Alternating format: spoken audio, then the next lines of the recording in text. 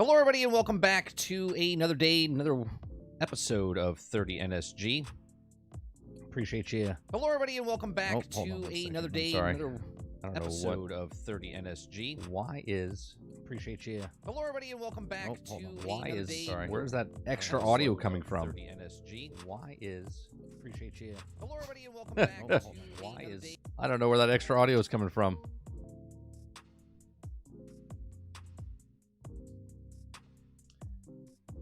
There we go.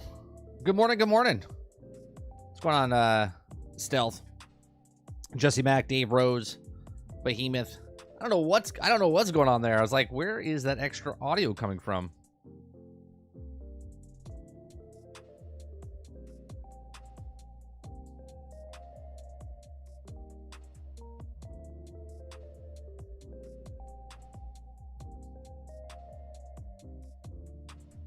Your butt. Oh, man. All right, 30 NSG. We on today's show, we're going to be talking about three topics. One of the topics is Sony confirms its delay half of the 12 planned live service games. The other topic is Embracer Group basically is about to close down Free Radical, another studio. Embracer Time Splitter studio. Free Radical faces closure. Okay. And then Overwatch League is officially dead. Activision Blizzard is transitioning away from its groundbreaking esports league as teams reportedly vote to withdraw. So those are the three stories we're going to be talking about today. If you like what we do here, please make sure you hit that like button, hit the subscribe button, and if you'd like to go above and beyond that, you become a member as little as $5.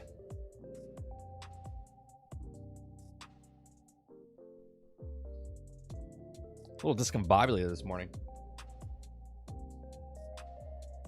My energy is not very high. I don't know why. All right. How's everyone doing today? Man, I'm really liking when I stopped playing RoboCop last night. I wanted to play more RoboCop. I want to like push through and finish the story. So we might play tonight after the podcast. Or we might push it to Friday. So it might be like a late night stream on Friday, like 10:30-ish. And we'll play like another 2 hours or so. But I'm really liking RoboCop. Rose, did you fix your gun when you got home? Did you fix your weapons for RoboCop? So now you're actually wrecking face?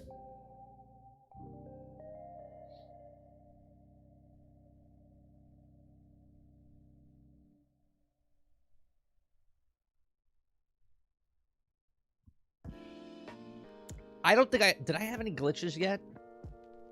Besides the glitches that are happening with RoboCop himself, like part of the story, I don't think I've had any glitches. Oh, no, there was a couple little variations of like pop-ins and stuff like that behind him, but I haven't had any kind of massive glitches.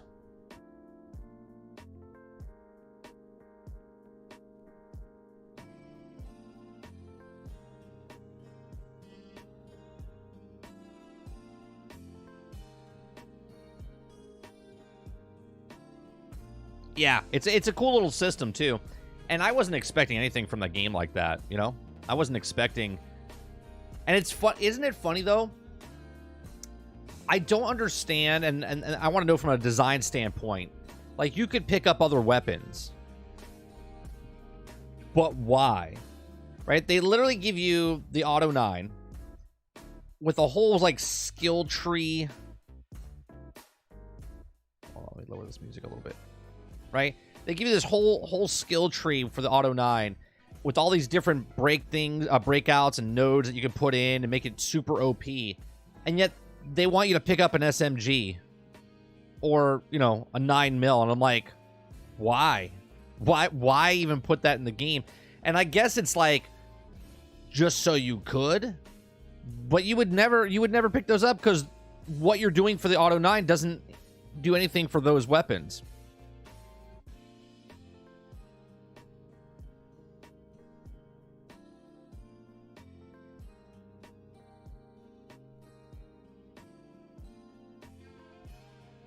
I had the Sergeant character, Briggs, is his name, I think. The black dude just bouncing up and down the whole time in a cutscene. No, Briggs is not. You're talking about the sergeant. No, he's not Briggs. Briggs is the father of the kid that you find later. That's all I'll say about that. You'll find later. Briggs is the guy you're looking for.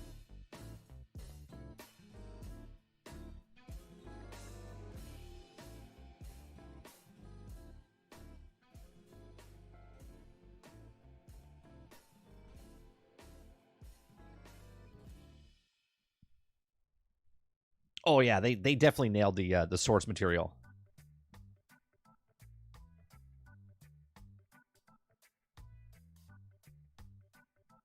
Somebody asked me. Let me bring it up. I always think it's funny, right? And I'm gonna hold on. Let me.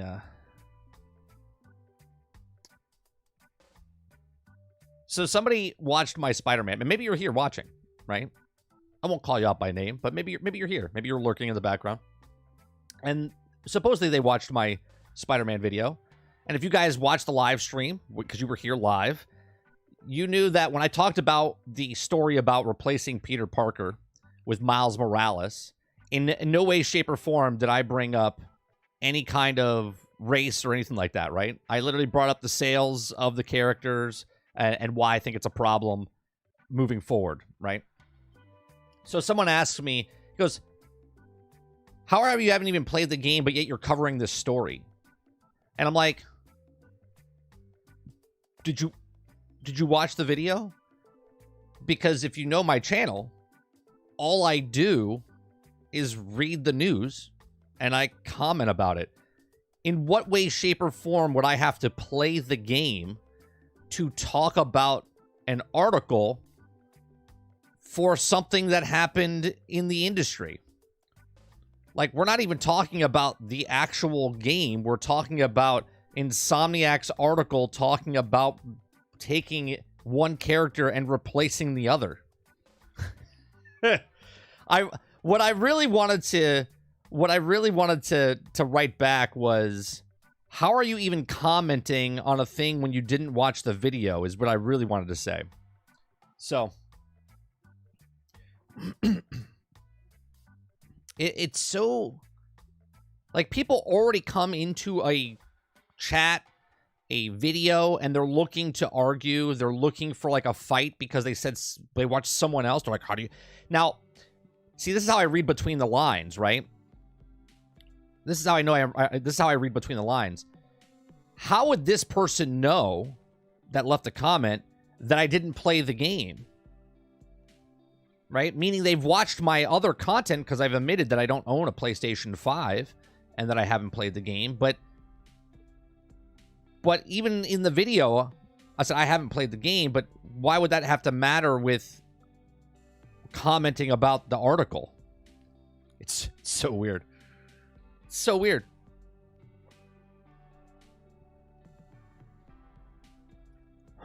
You see how people just want to, they want to look, they like watch someone else's video of shitting on something that they like, and they're like, this guy's gotta. It's not even like my title is like clickbaity, right? My thing is, could have a problem. Insomniac could have a problem. And then I bring up the sales numbers. And that video is doing fantastic, by the way. It's doing fantastic, by the way.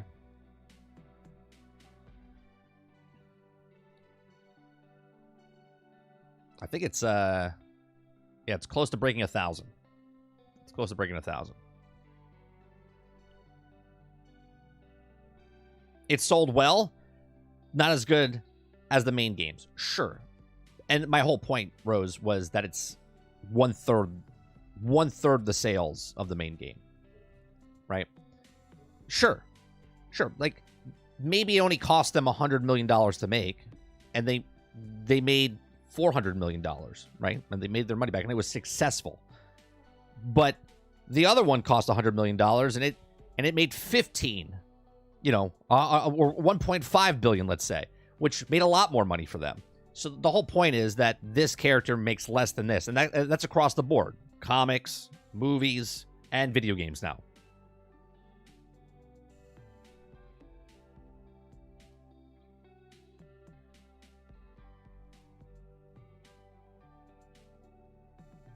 Reese says, I haven't played the game, watched enough of the story on YouTube to know that I'm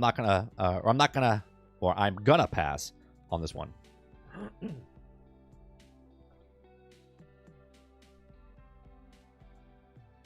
Is that not as good or no as good as Mario Wonder? Not as good as Mario Wonder.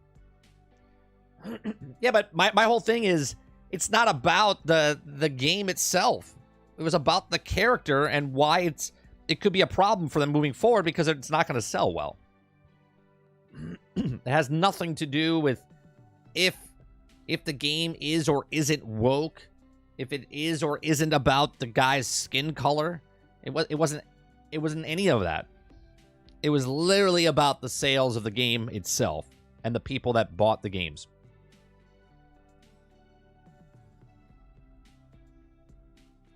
Barry says, finished Spider-Man 2 last week. Good game. 8 out of 10. Yeah, that was the sale that they said on day one, that it was 2.5 million in sales on the first day in 24 hours. Which I thought was a weird stat, a weird flex, right? A weird flex considering the first Spider-Man sold 3.3 million in 3 days, and that was the big flex for them back then. Now they flex that it's 2.5 for the first day, but they don't tell you the sales after that. There's rumors going around right now it's around 5 million sales, but there's no official if it's 5 million sales. Which I said in the first month it would probably sell 5 million. I said 4.5 to 5 mil is what I said. Or did I say 4.2? I think I said 4.2 to 5 mil.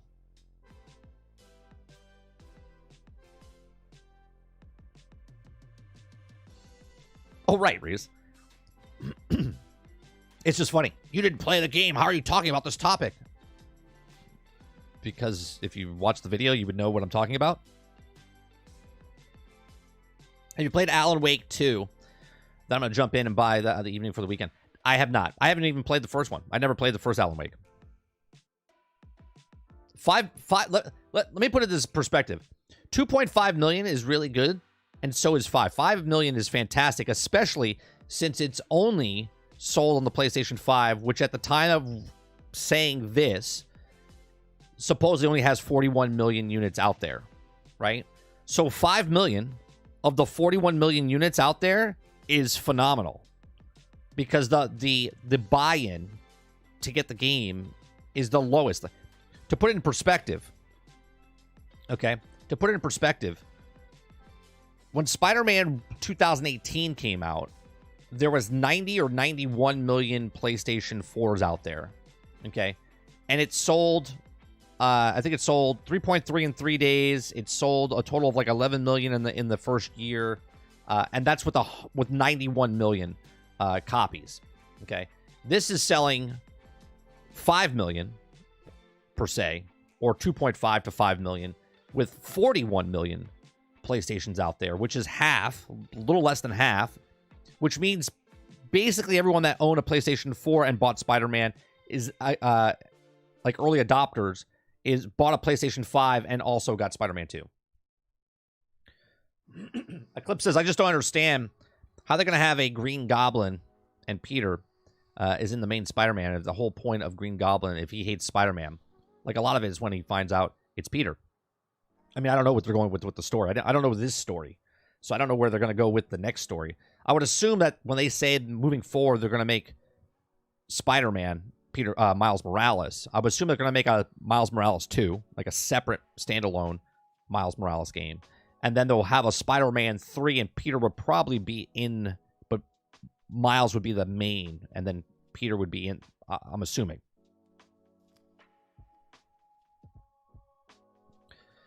But in an Insomniac game, he is upset with both by the ending of the events of Spider-Man 2. But in the Insomniac game, he is upset with both by the ending of the events of Spider-Man 2. I think you guys are going in spoiler territory now. For people that might have not played the game yet.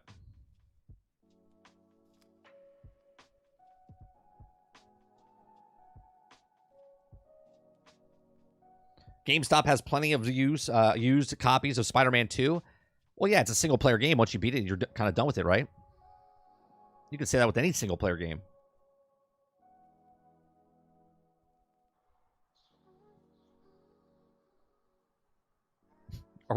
We are comparing an action beat-em-up to Mario platformer? I am not.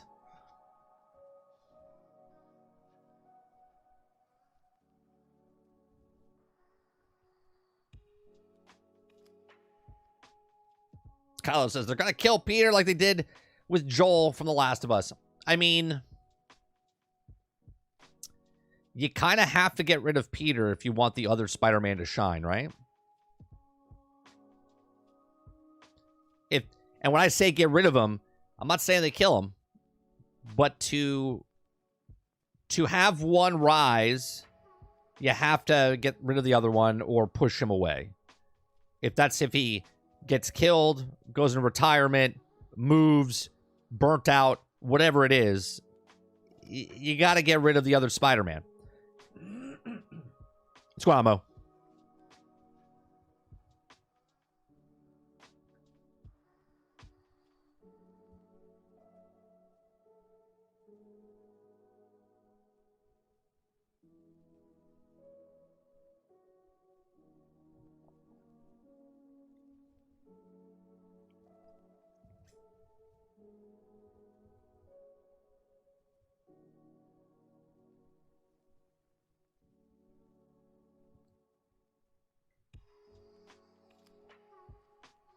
Exactly. They said Miles is the Spidey moving forward. He's going to die. Perhaps. I look at that as more of Miles is moving forward, so that we're going to see Miles probably in the Wolverine game and Miles in his second standalone game.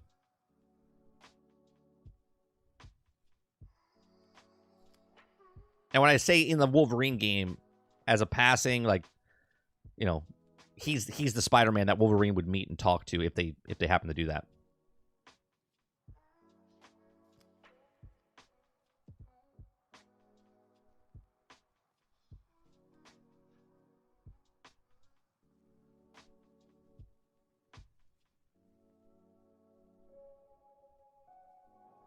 All right. Let's talk about the first topic here.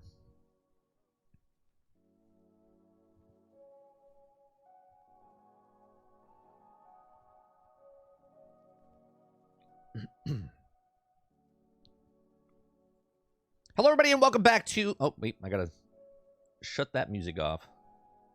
Hold on one second. Hello, everybody, and welcome back to another episode of 30 NSG. On today's show, we're going to be talking about Sony confirms its delay half of its 12 planned live service games. If you like what we do, please make sure you hit that like button down below. All right, so the company wants to ensure that these games are enjoyed and liked by gamers for a long time. Sony Interactive Entertainment has have the number of live service games it plans to release over the next few years. It's confirmed. Now, it has previously said that they plan 12 live service titles in the market by the fiscal year ending in March of 2026, up from the 3 during its last business year ended in March. Now, however, earlier this year, PlayStation management team confirmed that they partnered with Destiny Studios, Bungie, for rigorous portfolio review and process. According to the press reports, it also led to some projects being scaled back. During the earnings call on Thursday, Sony's president, COO, and CFO, Totoki, seemingly confirmed that review that results in some games being pushed back due to quality concerns. He says, quote, "We're reviewing this, and we're trying to, as much as possible, to ensure these games are enjoyed and liked by gamers a long time," he said. So, of the 12 titles, 6 titles will be released by fiscal year of 25, and the others' current plan as for remaining 6 titles will still be working on that. He also continues to say that the total number of live service and multiplayer titles mid to long term, we want to push this kind of service that is also unhinged policy of the company. It's not like we stick together certain titles, but game quality should be the most important thing. Now, among the 12 titles in development are the Last of Us Online game, a Horizon Online game, an original IP from PlayStation London Studios. Now, speaking earlier this year, PlayStation Studio boss Herman Hulster described, butchered your name, high five. Bungie had become involved in all of this in development live service games. He said, quote, the learnings from Bungie have also been substantial in many areas. He also, of course, is also developing live service titles. You are required capabilities that you do not have when you're working with a single-player narrative-driven games. He continues to say, and these capabilities that we've set up inside of PlayStation Studio have been helped to guide by Bungie. We also more deeply understand the success means in live service. Historically, our games are always working towards the end, and this is a large cultural shift. Now, the launch of the game is just the beginning, and it comes with a whole set of different key performance indicators. He also goes on to say, we also work with Bungie on pretty rigorous portfolio review process that we apply to all 12 live service titles that we have in production. And these are just a brief example of some of the learnings that we've gained from working with Bungie. So here's my thoughts, right? I said this from the very beginning when everyone's like, yeah, we're all getting in. Sony's getting in on the thing. And everyone's like, oh, you're a Sony hater for saying this. But I said, I would be a little concerned taking 60% of your budget and moving it into, all live service games moving forward. Now, I've said that Sony needs to do these things in the past before they even announce these things. I said they have to move to compete with the future of gaming, not the future of what Microsoft is doing, but the future of gaming, right? So all these companies are starting to jockey for position on this new platform and what they're doing, and they need these live service games because a lot of these games are becoming well overpriced, right? They're just like blowing up big time with budgets. Happens in the movie industry. They have to lower their budgets now, and also happening in the video game space. So these games are being worked on. There are hundreds of millions of dollars. We know that Last of Us was over $200 million. We know Horizon was over $200 million. I think God of War Ragnarok was like $180 million, right? These games are very expensive to make. Well, PlayStation doesn't have the pocketbook like Microsoft does. Okay, so they need to start making and subsidizing some of where the cost comes in for live service games. And when they started announcing that they're going to make 12 and by 2026, is like, that's a little concerning that all of a sudden you're doing nothing, and then all of a sudden you're just going to throw them out the window, right, to see what sticks, right? And I said the quality is going to drop. And now here we are, a couple months later, that they've seen it, and they say quality is important to Sony. And Sony fans should be ecstatic for this because they still want the quality of the games. And so instead of doing 12 mid games, now they're doing 6 live service games with better quality, and then they'll, adjust over the time. Now, the information that we got from Bungie, where I think Bungie is a little in over their head right now, right? Because we know that Marathon is being delayed. Okay. We know that their expansion coming out is just 3 months later, but Destiny is the king for Bungie. And now they're being separated or spread apart or looking at other games, and the factions is knocked back for a bit. Still probably coming out. We don't know. The article said it's indefinitely shelved. Well, indefinitely means never, right? It's just going to be shelved forever. But or indefinitely delayed is what they said, right? So all this stuff's going through Bungie. Sony right now is in a learning pattern. They say in the article, we're still learning and learning from Bungie, looking at the stuff. So this live service stuff is very important for Sony, right? And I said if they do these live service games, their single-player games are going to suffer because we don't know if they're making these single-player game companies making live service games for the first-party titles, right? Or first-party studios, or if they're letting them continue making those games and another company is making live service games based off these first-party studio video game IPs. So, is this good or bad? I think this is smart. Sony kind of went in too deep. They dove into the deep end and said, we're going to make 12 games in this many years. And now they kind of like held back and said, you know what? We're in the pool. 12 games is a little heavy for us. We're drowning over here. So why don't we cut it in half, work on the 6 games that we think that are the best right now that can make money for us, and we'll put those and make them good quality. Now, even when they make the good quality games down the road, live service games don't last very long, right? The good ones last. The other ones last 6 months, maybe a year, and then they go bye-bye. Okay, way of the dodo. Okay, So I think Sony making this and confirms that they're delaying these other 6 titles is a good move, a smart move by Sony to make sure good quality for the 6 games that they're releasing. But these are just my thoughts. Let me know yours in the comments section down below. Do you think this is it? Sony is struggling and all of these games are going to suck? Or do you think that this is a smart move? 6 games, work on these 6 games as they get them out for this 2025, and then the other 6 games, hold them in your pocket, keep a good quality moving forward. Let me know in the comment section down below. Please make sure you share, like, and subscribe, and I'll see you guys on the next one. Thanks for watching.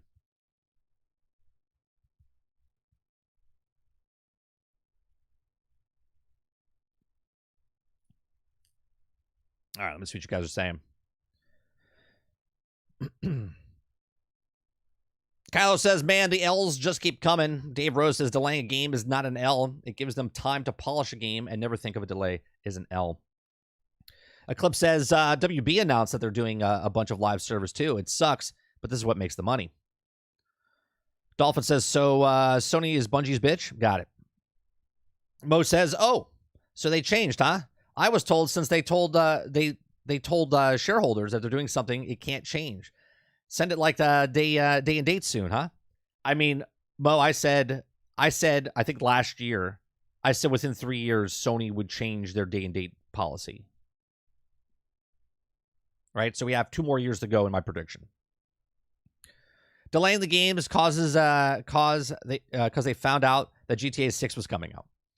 I don't know if that's the reason. I mean, but you know what? You say that jokingly, but look at what Grand Theft Auto Online does, right? L says the quality is a standard for PlayStation, right? And I think that's why they made the right choice. I think they made the right choice. I think I said when they announced, I was like 10 to 12. I was like, in 3 years, it's like, what are you guys crazy? Like, how many of those are going to be good, right? Even with the 6 that come out, we don't know if they're all going to be good, right? They might do great quality for the game, but the players will let you know. By the time it comes out, is the player base there? Let's just say all 6 games come out and they're all phenomenal. And you only have 50 million PlayStation 5s out there. Where are they? Are they just first-party title live service games? Or are they third-party or first-party going out to all consoles for the third-party, or I'm sorry, to collect that games of service money, right? They have to make sure that these games are good quality. Otherwise, no one's going to play them. And even if they are the best quality, we don't know if people are going to play them because there's so many games coming out and people don't want to do a checklist every single time. Dave Rose says, facts, delay and cut the number down rather than the quality titles. Do not Game Pass situation and just dump it on there. In too deep. Thanks, Mike. Now you got the song stuck in my head. PlayStation doesn't really release half-baked software. I mean, you're being delusional if you think that PlayStation doesn't have bugs and glitches, right? Not to say that they're not good. I'm just letting you know that there's still games that come out that are bug and glitchy. Not game-breaking buggy, but they're still there. Barry says, Sony are having a bit of a nightmare betting on VR, live service, and Bungie. Microsoft seems way ahead of the curve. I think they've been working with it longer, right? Paul Gaming says, no dev could control 12 live service games at once. Yeah, it was crazy, Paul. And I said it months ago. When they first announced it, I was like, 12 live service games. I was like, were they crazy?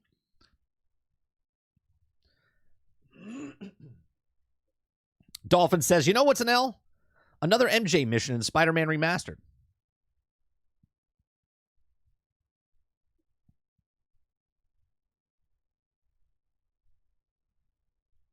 All PlayStation live service games are day and date on PC confirmed. Barry says live service is dangerous. It's solely down to the players and keeping them there. It's not hundreds of billions go down the drain. Right. Let's look at here's the balance with live service, right? One, I'll compare it to being a YouTube content creator, right? I might have, like, for instance, I do 3 stories a day, and I can upload those right away, right? But because I do a live show, and then I do uploads, and then I do a gameplay, I'm getting like 5 or 6 videos a day, which is too much because you're overwhelming the player base, right? The viewers, right? So you don't want to do that. You kind of want to make your content and then slow drip it throughout the week to give content on days that you're not live and whatnot. So now let me relate this to what Sony's doing. All of a sudden, you have 12 live service games. You don't want to release those like January, February, March, April, May, June, July, August, September, October, November, December, right? That would burn people out. You're like, oh, another live service game from Sony. Holy Christ, right? So you're taking these games and you want to release one in maybe January, wait a couple of months, see how that one's working, right? It's turning a big freaking ship, dude. You can't just dump these out in the world and be like, yep, we're all going to make all the money now, because that's not how it's going to work. People are going to like one game and go, this is pretty good. And all of a sudden they drop the next live service game and there's 10 million people playing this game. And all of a sudden 4 million leave this game to go to the next live service game. And then other people start to come into the next live service game. Now you have where you had 10 million on one game. Now you have 10 million on 2 games. And then you have 10 million on 3 games. And the population gets lower and smaller. You know what I mean? So you have to be very, very intentional on when you're dropping these games, especially, you know. The campaign was trash and the multiplayer was a mess day one, even year one. For which one? Oh, for Halo? Oh, yeah. Yeah. See, what you guys do here, when someone says something bad about your child, because that's basically what it is, right? Your Xbox or your PlayStation is your child. And when someone says something about, I don't like the way your child looks, you're like, F you. Your child's like the same way. That's what you guys do back and forth, right? PlayStation's like this. I don't like Spider-Man. Well, Halo sucked too. Well, this is over here. Well, this is over here. You guys are being very silly. Very silly. Sony PlayStation, the place to go for the remasters and remake remasters. Kylo Ren, I haven't played the campaign, but multiplayer is pretty fun. In my opinion, you can only really enjoy 2 live service games at once. For myself, anyway. It's exactly like you can't truly play 2 MMOs, right? You have to play 1 MMO and go all in, right? You can dabble in it, but you'll never experience the whole thing unless you have all the time in the world, which means just 24 hours a day.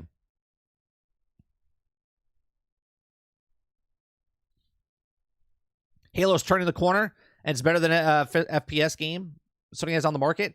Yeah, but Paul, that's an L in itself. The fact that Halo's turning a corner 2 years after it released is just silly. Okay? The game should have came out. You have to admit the game should have come out without the problems that it had. And then 2 years later, now it's turning the corner. It's Halo. It's been out since 2001. They didn't know what they were getting yourselves into with the Halo franchise? Like, oh, how are we gonna make a Halo game? What do people want?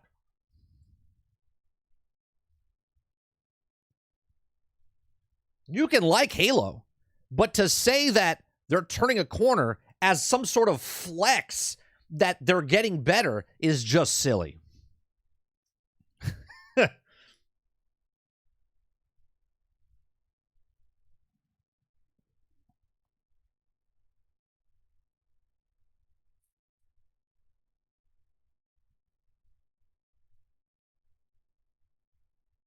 I'll never give props to a game that finally gets to where it should have been at the start of the release. Exactly, Enbu.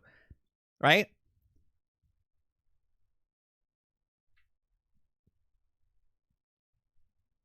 Until you're playing an Xbox, PlayStation 5, and a PC, Steam, quit with the comparisons or one is the best. Right, see. Look, on this channel, you play where you want. I don't give a shit where you play. Okay?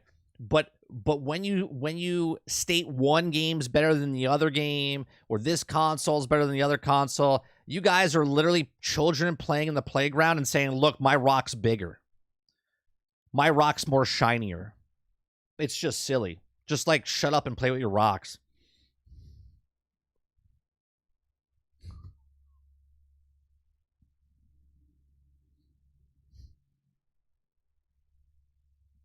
Yeah, the reason I turned into the corner is because is how it should have been at the beginning. It should have been there with the AI. I give props to CD Projekt Red for Cyberpunk. I don't. Dave Rose said something up a little bit above, right? First, where did you say, Dave? It says, it's fine, but first impressions are everything. A lot of people left and didn't go back, including myself. Yeah, and that goes for any game, any company, any game, any person. Not saying you can't win us back, but first impressions are everything. If I'm paying $70, hell, screw that. If I'm paying $125 to pre-order your game, okay? If I'm paying $125 for a pre-order of your game, Battlefield, okay, and the game's broke, buggy, unfinished, no. You're done. You're dead to me. You're dead to me. You got me here. You got me for my $125. And I thought, oh, it would get better. And then it took 2 years to get better, 24 months, okay? I will wait. Even when the next Battlefield game comes out, I will not buy the next Battlefield, regardless of how great it looks. And I didn't even buy the last Battlefield 2042, okay? I played the beta. I saw what it was. I went, nope, not playing it. I said that the next time I play this game, it'll be when it's on Game Pass. A year later, it came out to Game Pass. I've enjoyed it now. One, because I haven't put any money. I haven't played any money whatsoever, right? It's not my fault the game sucked. It's their fault the game sucked. First impressions are everything.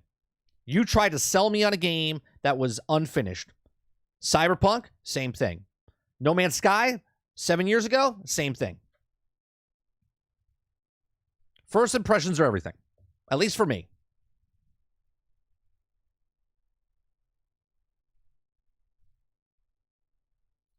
I love the console wars because it always tells people this is, if they say I should get the other.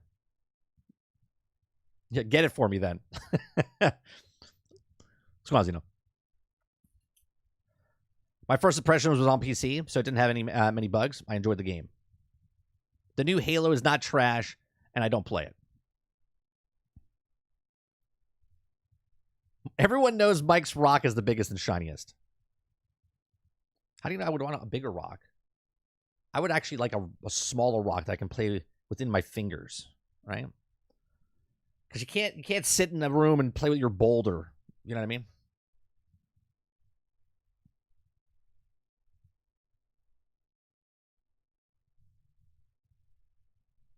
Dave Rose says, yep, I love CD Projekt Red, but they don't get props for fixing the game they released broke as hell, especially after the trash talking. That's the biggest thing with CD Projekt Red, right? It wasn't that they released a game that was like the others. It was they released a game like the others after they came out and shit talked and said that they wouldn't release a game like the others. That's what really pissed me off.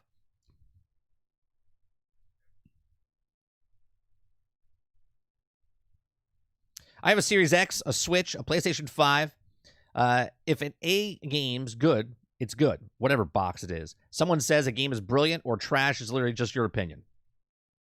I agree, Barrier. They're trash games. What's trash about Halo is not the gameplay, it's the microtransactions. Well, I don't even think the microtransactions... See, I'll push back a little bit, Dolphin. I don't think the microtransactions, even though we had a story yesterday talking about Halo's microtransactions where it's 1/3 the price of the actual game, I don't think that's the problem with Halo. Halo's problem was that it didn't know what Halo was, right? The multiplayer and all the problems they had with the multiplayer, it's just like the game was like successful because of the multiplayer. Blue versus red. And yet they came out and they're like, we don't have Forge. We don't have co-op campaign.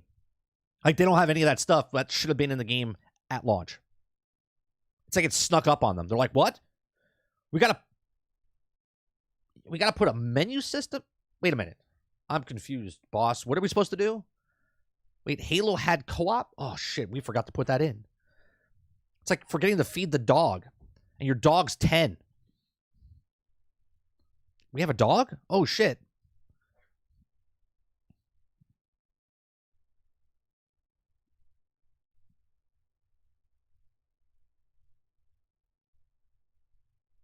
The gameplay is generic and boring. And the story is awful. Makes a little sense. A little sense. Only cool feature was a grappling hook. The grappling was fun with the little bit that we played, Rose.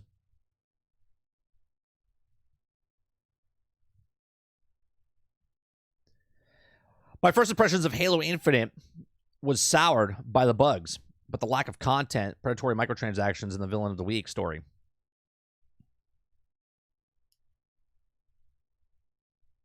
Yeah, the whole rule release it when it's ready, and then they released it. Wasn't ready.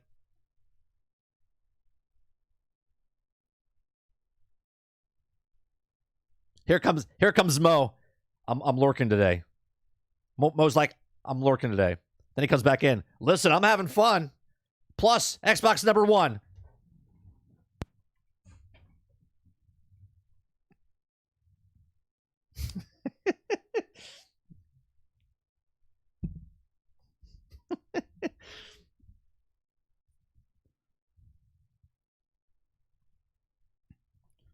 No, Mo, Xbox is not #1. It's just a 1 with a 1 and then another 1. There's 3 1s. 3 1s next to each other. And 1 + 1 + 1 is 3.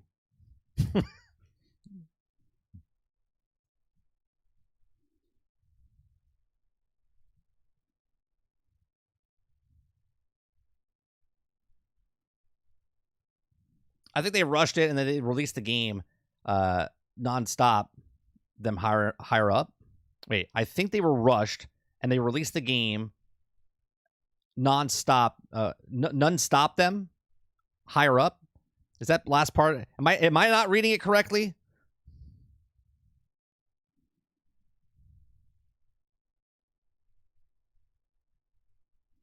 What happened with the Halo devs or prototyping Unreal? This is why they got fired.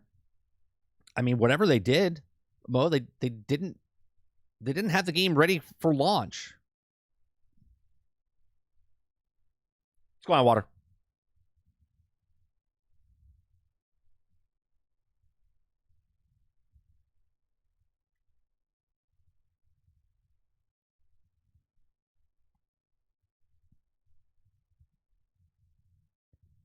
Sorry, Halo Infinite ruined the franchise for me. I'll never play another Halo game. The last 2 were terrible. I stopped buying Halos quite a bit ago, right? I'm almost happy now that I don't have to buy them anymore. Oh, no one stopped them. Got it. See, that little space makes a big difference. No one stopped them from releasing it because 1, Halo campaign was on Game Pass, and 2, the multiplayer is free, right? So just look at that, right? Look at people are still playing Halo. It's a live service game. It is. It's a live service game, right? With microtransactions and season passes and whatnot. It's a live service game. Okay, that's what Sony's trying to get, right? So does Sony come out whatever they're coming out with, okay, and they make a game like Halo where it releases, but it's fixed over the next 2 years? Is that what Sony wants to do? Maybe that's what they want to do, right? And then they come out with their next live service game, and is it just subpar or is it better quality, right? See, the funny part is that there's not a lot of live service games for PlayStation people right now, first party. And PlayStation people like to make fun of the games that Xbox has that they don't have, which are subpar games because they're live service games on their platform, which is Game Pass, right? And Sony's been making single-player games on their consoles because that's what sells the consoles. But now Sony's getting in the market with the live service games. And if you think those live service games are going to be super polished and not have any problems or glitches in it, you're sadly mistaken, because they're getting in the market of those people because they want to make the money. So a couple years from now, when these live service games are out there and you're throwing stones at the glass house that Halo is bad when it came out and it's a live service game, is that you're going to have the exact same type of games over there. Can you review Helldivers 2? It's on PC, so yeah, I could if I wanted to.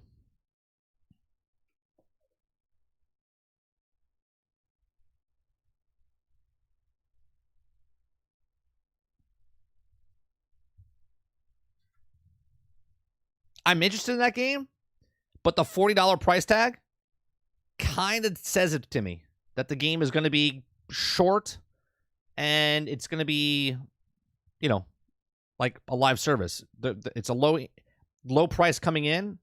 It might be a fun game, but we'll see what happens with that game when it comes out, because nobody really knows what it is. They haven't really told us too much about it.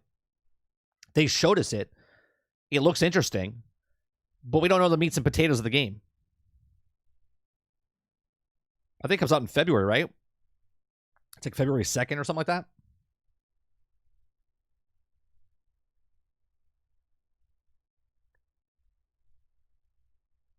Let me see.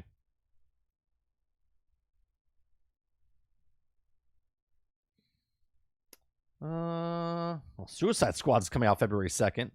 Helldivers, February 8th.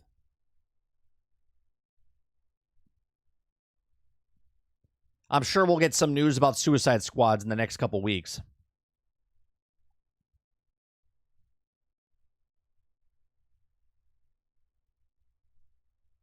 Let's go on silent.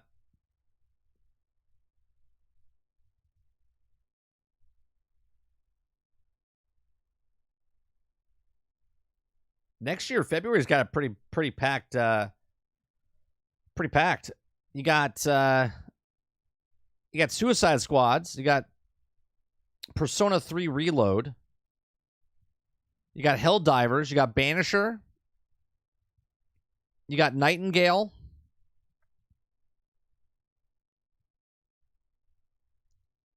Final Fantasy VII Rebirth.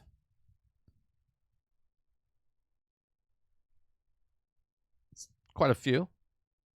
And that's what we know of now.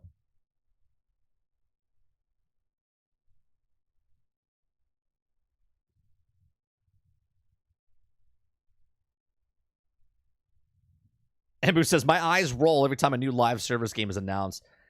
It's like an inventory bodily. Yeah, it's like when someone says, hey, you want to see a picture of my dog? You're like, yeah, sure. Yeah, I would love to. I'd love to. Like, hey, we got a new live service game coming out. Oh, yeah, I'm interested. I'm interested in the game.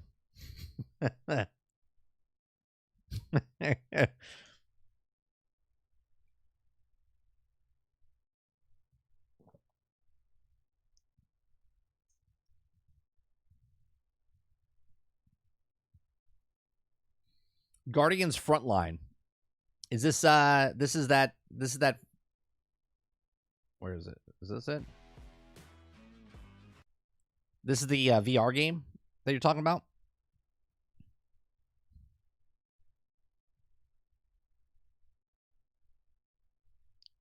It is kind of Borderland-ish, isn't it? I mean, even that sign back there kind of reminds me of Borderlands.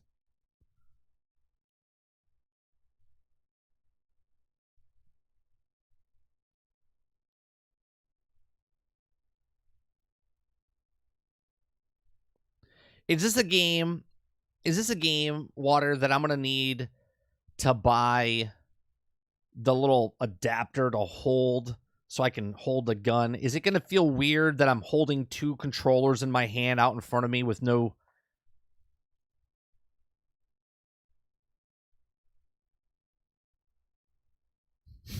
And, do you want to see a picture of my kids? No, not really. Sure, okay.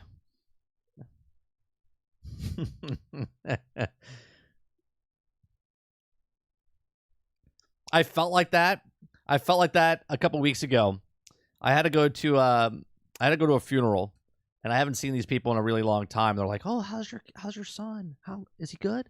And I'm like, "Yeah." I was like, and I knew when I was saying it, I was like, "You want to see a picture of him?" And in my head, I was like, "I don't want to see a picture of my son."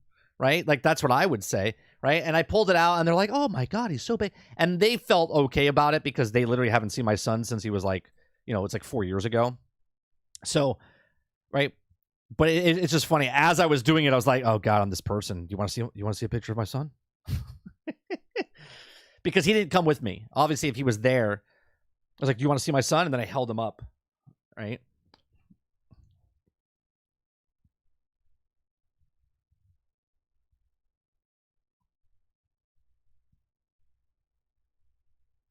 This is out?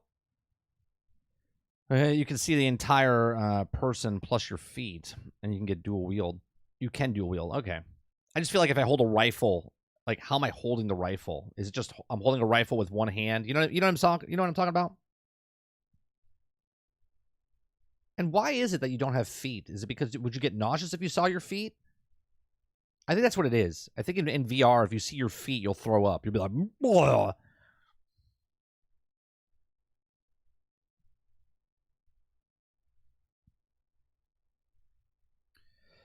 Andrew, I like doing this, right? So speaking of things that you say to people, like, how's the weather, right? When someone says to you, just to be cordial, you know, like when I go to my breakfast place, you know, the waitresses come up to me and they're like, how are you this morning? And for a split second, I'm like, do I say something just to start bullshitting with them? Because I want to see how long they'll stay there before they go, okay. And they like kind of walk away. So I do like a social experiment, right? So when someone says good morning, they're like, good morning, how are you? And I'm like, well, because the natural reaction to people when you say good morning, how are you, is that they're going to just say good. That's it. Just good. And they're like, oh, okay. And they walk away, right? It's like the cordial thing to do. But when people say it to me, I go, well, actually, I got, and I start going into, right, just to see how long they will talk to me. And based on that, then I'll give them a tip based on that at the end of the conversation. You don't get a tip for just bringing the food from the kitchen 10 feet and drop it on my table with no conversation. Oh yeah, I try to go in like the other day. I had like a toothache. I do this shit on purpose. I sat down and I don't want to talk. I have an earbud in my ear, right? I'm on my phone. I walk in. I sit down at the counter because I don't sit at a table. I sit at the counter, and I pick up my phone. And I start and they come over. Hey, how are you? And I'm like, well, actually, I got a hurt tooth, and I hate going to the dentist. And I start having this long conversation, and they go from, oh, okay, oh yeah, and I just keep talking, and in the back of my mind, I'm just like, this is good. They're making good eye contact. They're engaged in the conversation. They actually give a shit. I do that same thing, much darker way. Don't ask somebody, how are you, if you're not willing to deal with the repercussions after the answer is not, well, not so good. My aunt came over and my dog died yesterday, and and I got in a car wreck. People will open up, and that's the gateway. They come to places just so they could spew. It's funny when my delivery driver complains about my tip. Wait, your delivery driver complains that you don't tip him? So he was like, hey, 30, how's your week going? Better sit back, Soups. Here we go. Let me get comfortable. Well, my week's been, let me tell you, this is like a therapy session right now. It started off, no. Buckle up.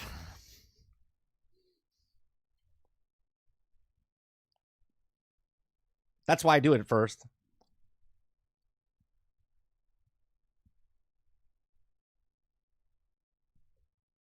Especially older people. Oh yeah, because look, let's be honest. Can we be honest for a second? When you get old, people stop caring about you. They only care about you to make it look like they care about you. You're really just a bother. There's very few of you that care. Okay? Like, you don't want to be rude, but you don't care. Most people don't care. They're like, oh, it's an old person. Oh. Right? Meanwhile, how many of you, and I know a lot of you are in the service, right? A lot of you are in the service, I know that, or were in the service. Every time I see an old guy, and they're proud, man, they wear their veteran hats, right? I'll go out of my way. My wife was like, "Why do you do that?" I'm like, "What do you mean? Why do I do that? I do that because they want someone to engage with them, right? So if someone is wearing a veteran's hat, right, and they were in Vietnam, and before when I was younger, they were in World War II, okay, I would walk up to them, thank you for your service, right? And they're like, oh, right? Doesn't matter. It doesn't matter. I walk up to them, right? I will not walk up to a celebrity, but I will walk up to a veteran.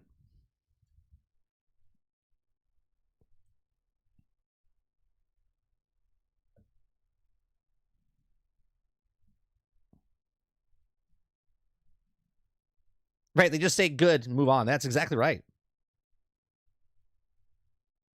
Of course they do, Dolphin. Nobody. This is a whole different conversation. This is a whole different conversation, right?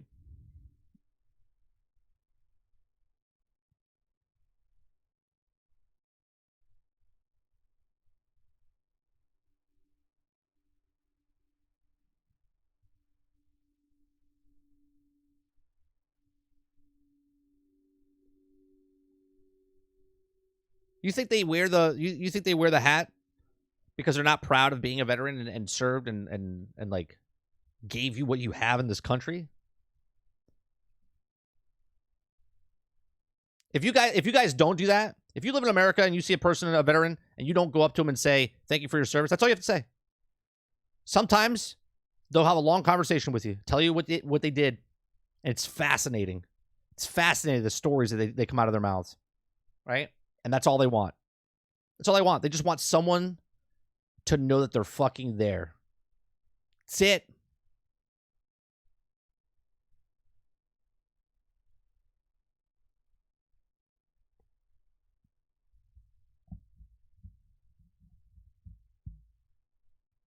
You hope you're not saying that? Saying what, Mo?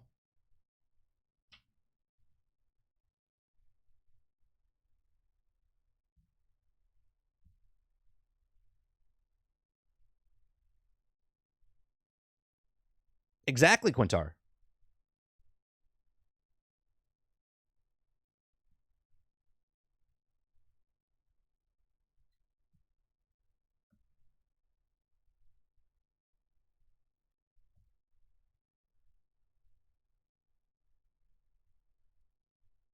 Oh, no, they're not doing it for attention.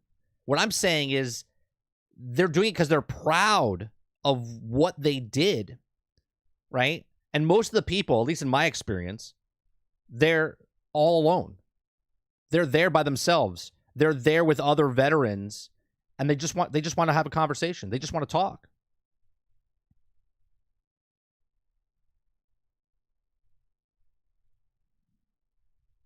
Same, Sarge. Same.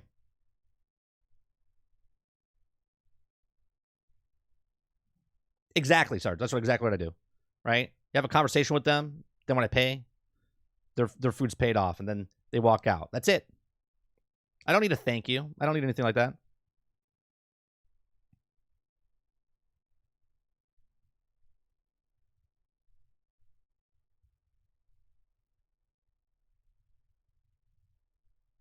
All right.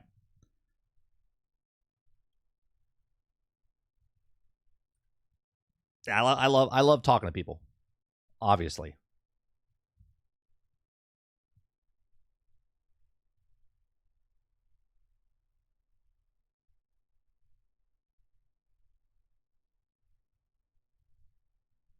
Yeah, but I like messing with people, especially the servers. How are you? Good.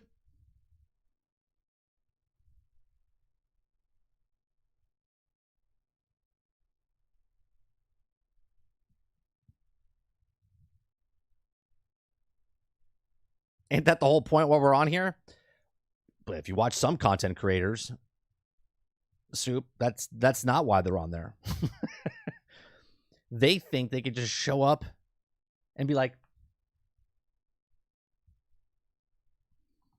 I mean, they have it easy. They think they have it hard. You haven't seen it hard. I got to look myself in the camera in the mirror every day. They got that shit easy.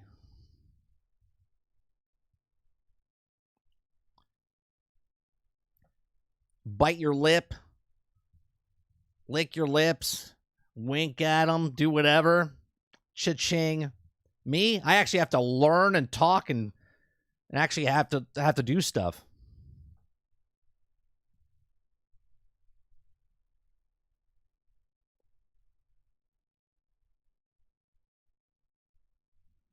I used to live stream. Now I can't do it anymore. Why? What stopped you from live streaming? I love doing this. I do. I love doing this. When I'm not doing this, I want to be doing this. Like when I'm not live, I want to be live. But I don't want to be live for 8 hours. I don't want to be live for 8 hours.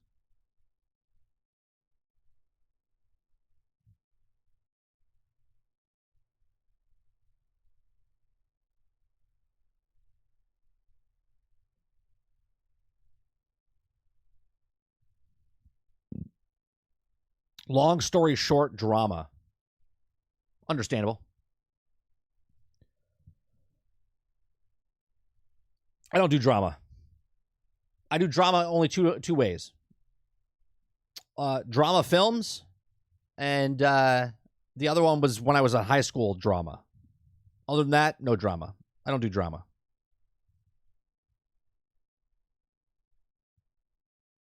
Licking your lips might do viewership up. It might actually drive viewership out. I'll be honest with you, Z. If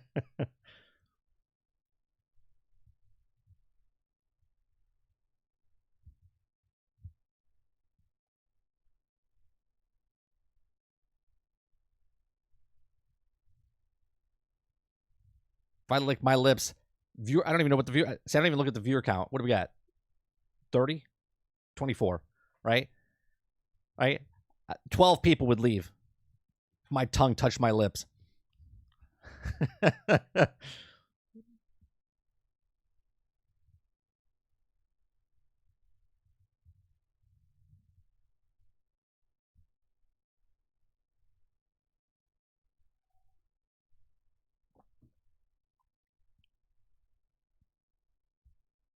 "30 did what? Peace out."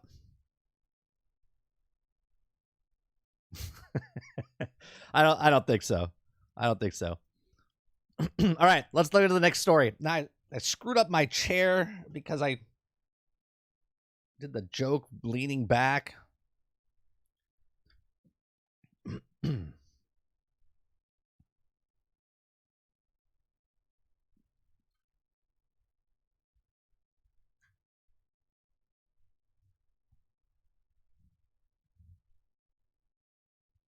All right, second story. I forgot to turn the music on again. See, I talk so much, I forgot to listen to the music. It's your fault, chat.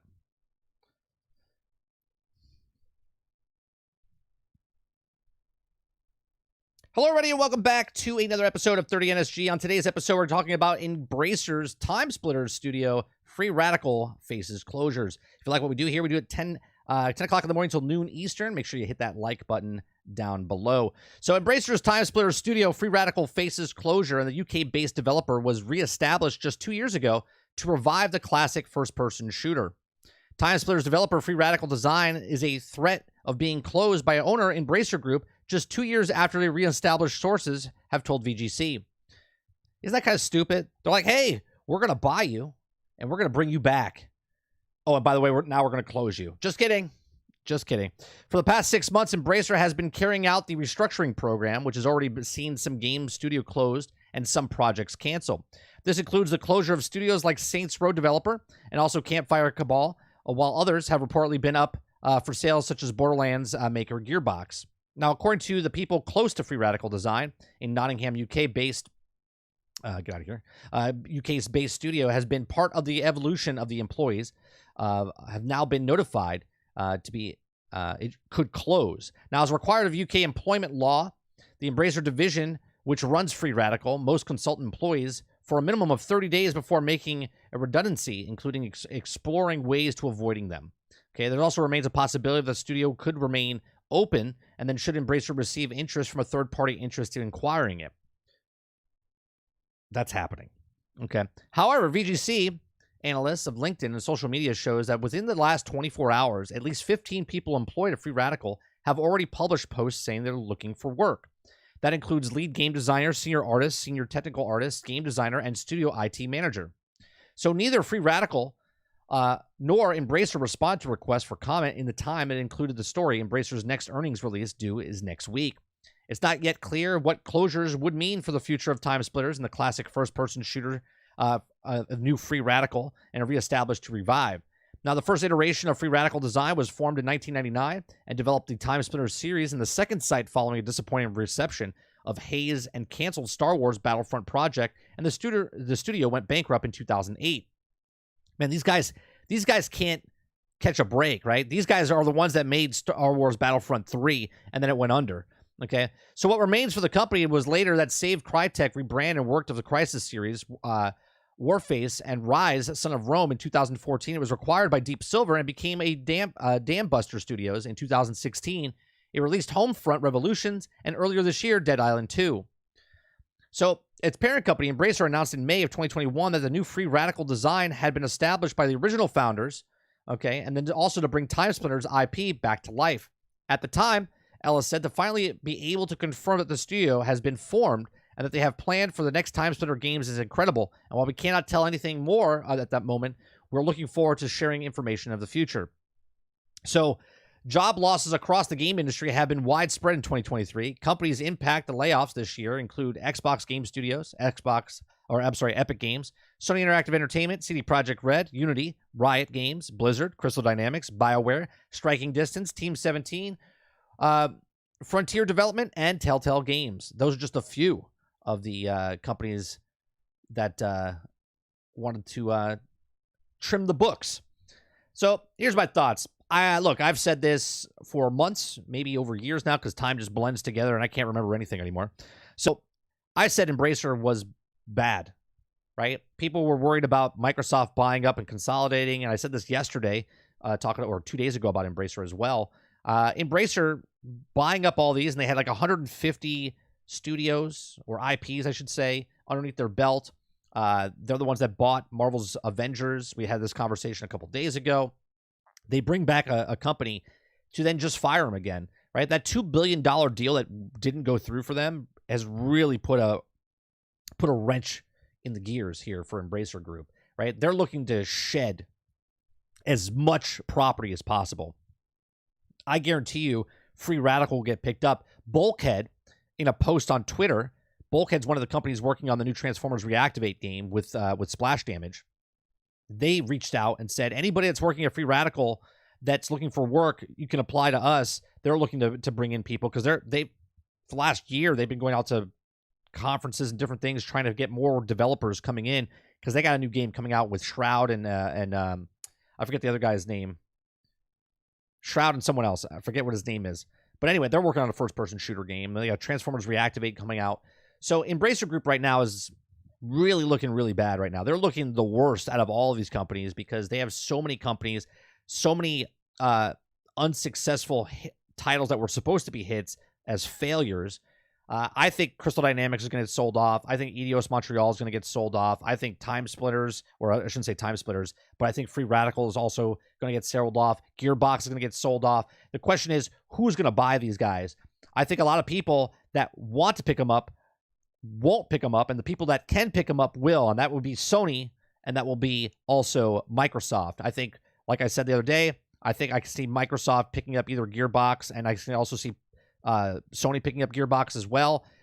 Radical Studios, I feel like they would make a game, and I think Microsoft just has that pocketbook, man, where they can just keep pulling money out and be like, whatever you're working on, that's a Game Pass game. Here you go. And then give them the money. You know, I don't know. It sucks to see these studios close their shop, especially Free Radical, man. Free Radical closed its shop, got moved around, got reopened, and now they're on the forefront of closing again.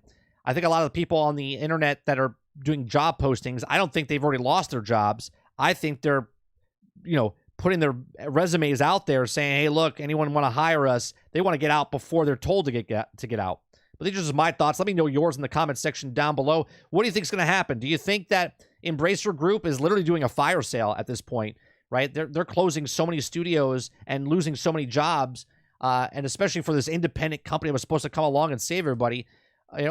What do you think's going to happen? Let me know in the comment section down below. Please make sure you share, like, and subscribe, and I'll see you guys on the next one. Thanks for watching.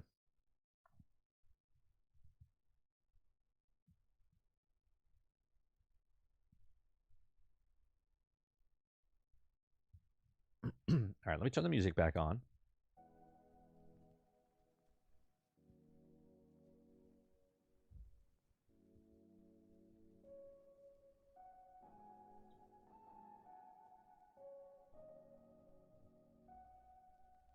Lucky for the employees that the company's in the UK based. Rise was a great Xbox One game. I didn't love it, but I didn't hate it. It's like a throwaway game.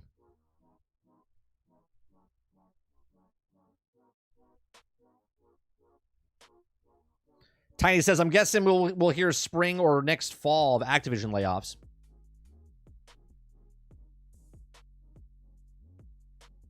Sacriel. That's it, Tiny. Thank you. I couldn't remember. I was like, and it's funny because I used to watch Sacriel a lot. I couldn't remember his name. I know Shroud, and I was like, well, who else? But they're making a game with Bulkhead.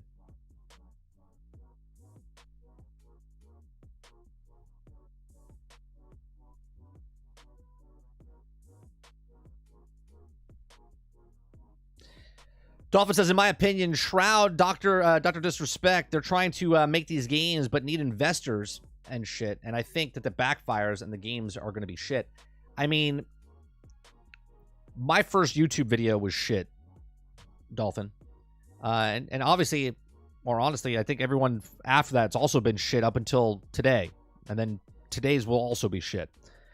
You don't know if you don't try, right? And if Shroud and Dr. Disrespect have never made a video game before, and now they've had input into other people's video games, but now they want to give it a go for their first game might be shit.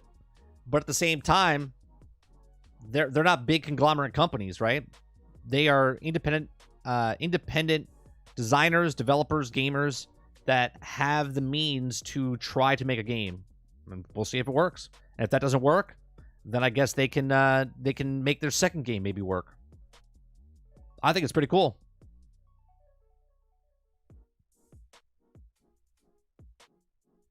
Yeah, Dr. Disrespect, he made maps for Call of Duty. He was a map designer. He did other things too.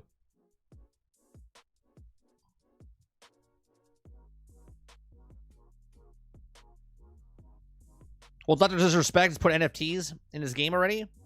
That's all I'm saying. Again, he's successful at what he does. So you could hate him. Other people like him. His game will go out there. People will buy stuff. You know, it is what it is. You don't know if you don't try.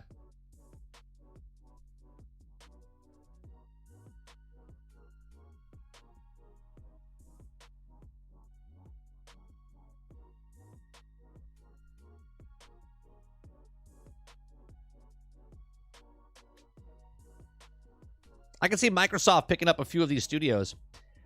Yeah, and it's funny because I think a lot of people look at it and go, well, if the studio's closed, it's closed. It's gone. But then if Microsoft picks them up and says, hey, we'll pick you up, do they look at that as going, well, Microsoft is buying everybody, right? Same with Sony. What about if Sony wants to buy Free Radical? You know what I mean? It's either the company closes and everyone's gone, or they pick up the company and bring it over.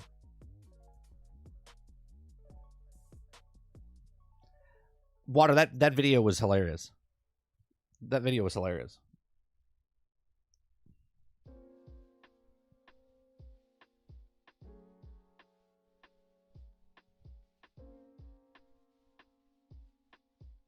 Proceed. Dong. Dong. What do I have to do? It was so...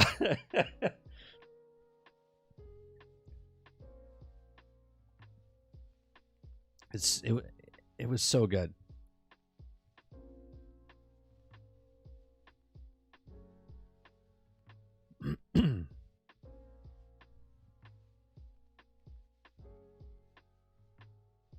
Oh, I haven't seen that. I haven't seen that. I just like watching Asmongold watching Dr. Spick react to Asmongold reacting to his reaction video. Is that a thing? Is that a thing? Tiny, can you post that? I have to see that.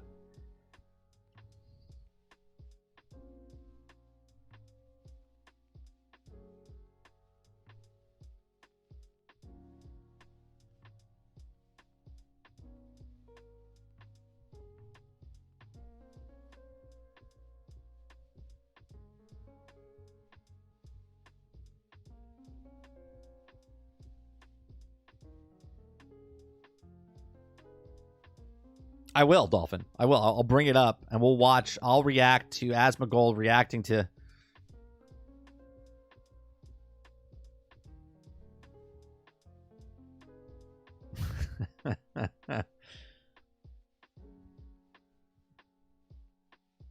Here, I'll do a search. Let me do a search.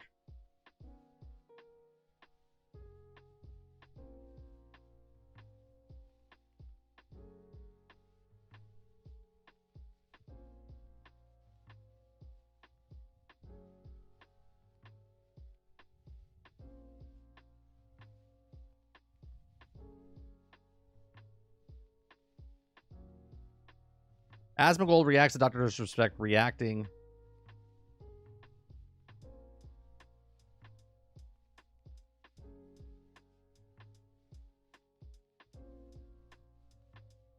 Is that to the Star Citizen one? Is that what it is? 7 days ago?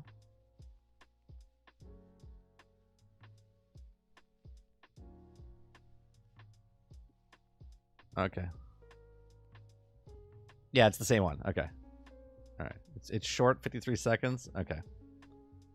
Let's watch this. Let me mute that.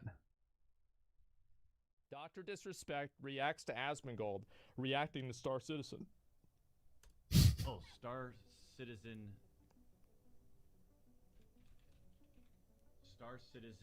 engine. Star Citizen engine. I'm not gonna watch the whole thing. Star Citizen's game engine is just crazy. It says Asmongold TV. Yeah. Well, if you don't mind, Asmon, I'm gonna watch your video. And if you got a problem, with it, Asmon. Hey, Asmon, if you got a problem with me watching your video, right?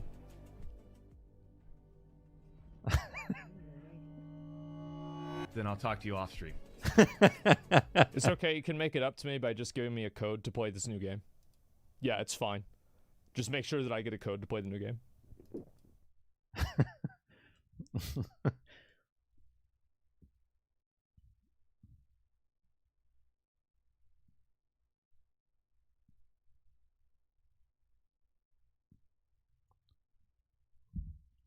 Look, say what you want about Dr. Disrespect. He is a true entertainer. He is that wrestler type character, but in the video game space.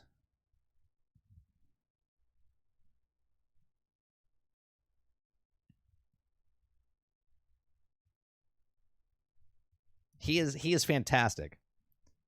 I don't watch his live streams. When he was on Twitch, I didn't watch him because there was just commercial after commercial after commercial after commercial. On YouTube, I actually started watching him again. And he's been here for like 2 years now. But his clips, his editors that do his stuff, and same with Asmongold's, right? They're just top notch, man. It is. I laugh like I don't even watch television anymore to laugh because comedies are dead.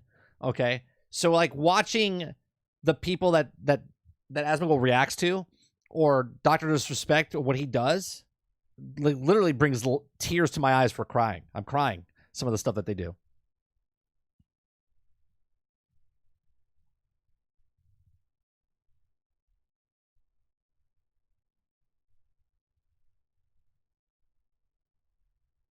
Yeah, he's just good. He's just good at what he does. He's a character, right? He's a character, and he actually, I would like to know, he's that character more than he's himself. Do you know what I mean? Like, he's Dr. Disrespect more than he's Guy Beam. I wonder if he's got some sort of, like, mental issue where he thinks he is him instead of himself.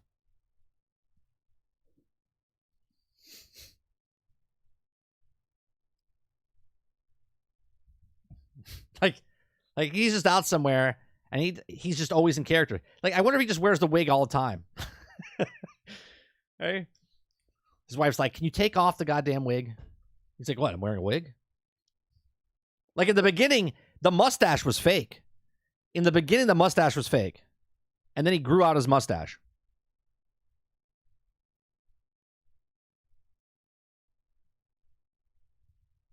Either that or he has multiple personality disorder. Yeah, it's gotta have something, right? But he's freaking entertaining, man. Here, you know what?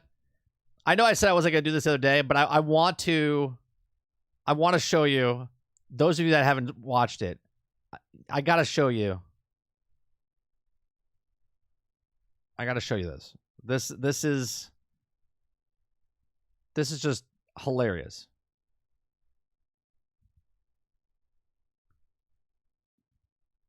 How do I turn this? How do we restart the game? It's activated!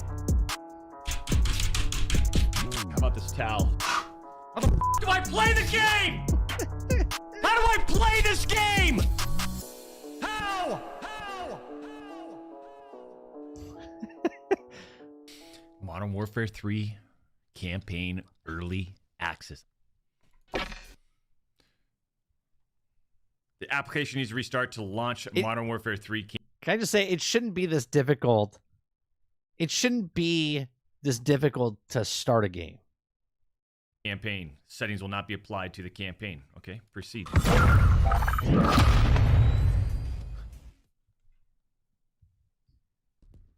Press play. Restart required. The application. The editor makes this. His editor is phenomenal for the way he did this edit. Needs to restart to launch Modern Warfare 3 campaign. Okay, proceed to do that, please. Proceed. Let's do that.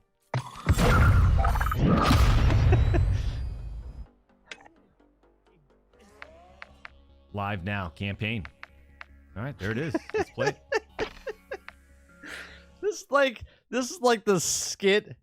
Who's on first? What's on second? Proceed. What the f is going on, man?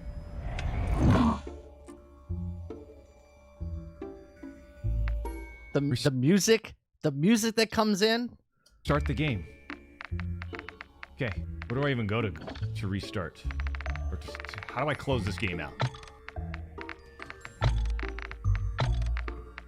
Where do we go for this?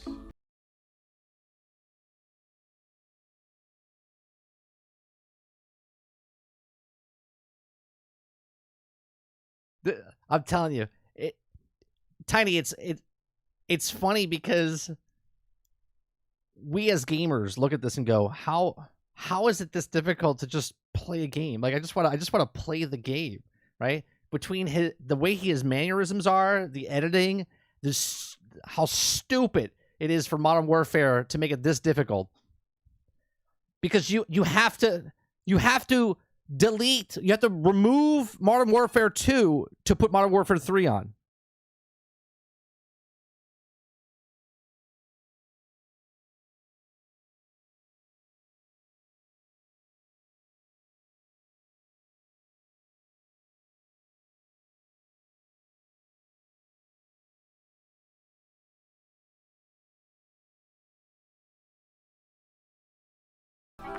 It's all Why is it so loud?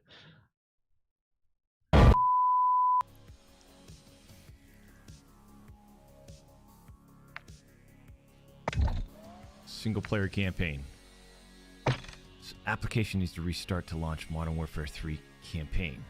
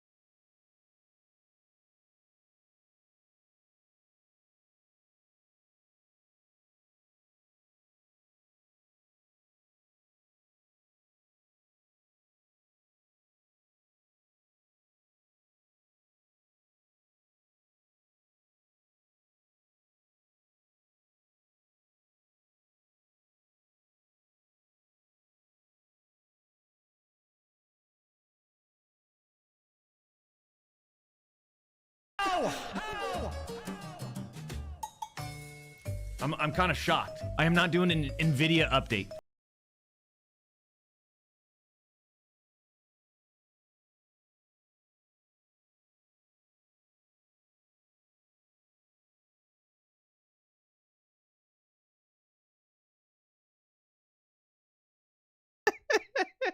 He's like, I know how to play a single player game. I just want to launch the game.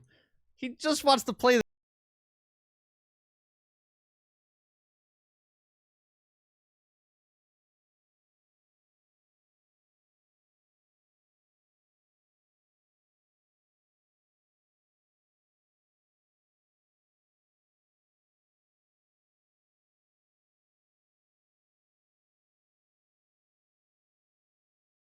I give him credit. I wouldn't have taken this. I would have said fuck this shit and I would have thrown it out the window. But you can't do that. It's digital now. So you can't do that. I would have to print out a disc. You know what? I'm going to go buy some blank discs. Just in case I ever come across this, I'll have a disc to open up and just so I can get the satisfaction of breaking a disc, right? I'm going to buy blank discs. Can you still buy blank discs? Right? Just so I could break it. I gotta play the video? Where's the video at?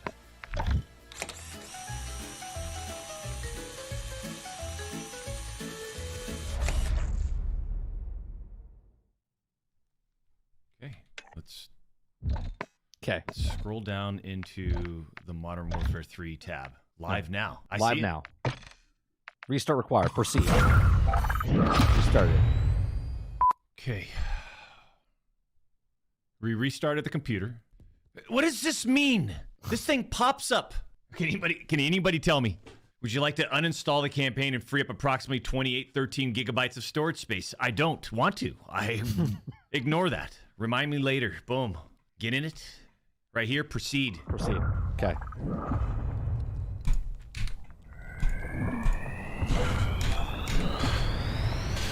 Fuck! Run the application as admin. Have you tried this right here? This is the editor. He got his paycheck from this alone. This is amazing right here. Battle.net, no. Download the MW3 early access. This just key. Can't be. Is there an area where I put the key in? Installed on Steam. In game, go to manage files and uninstall MW2 and MW3 campaign and reinstall only MW3. What's to verify? Verify. Where do I go for verify? Installation. I don't know what you want. Nothing to do with the driver up. What do I do? Nothing at all. I insert blinker fluid into the PC. Press up, down, left, right. A. Blow directly on the back of the GPU and double tap the motherboard. As far as I'm concerned, when you're in the area, it says, "Hey, it's live now." Press play. I'm not going to install. It's obviously activate. Hopefully that works. Thank you. 53 files failed to validate and will be reacquired.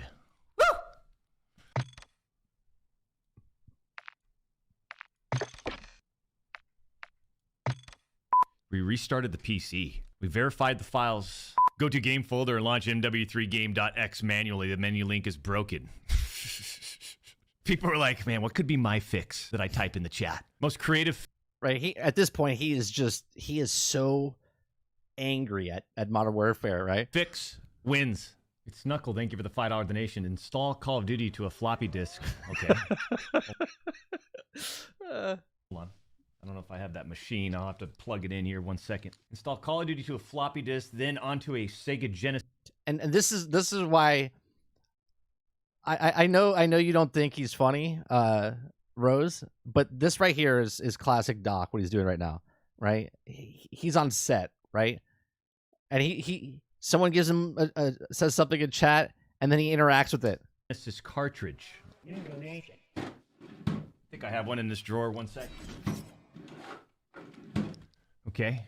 And then blow on the cartridge, then open the menu, then the campaign. This is hot start for Modern Warfare 3. Okay.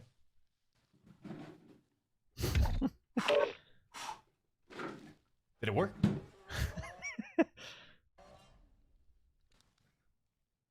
Hold on.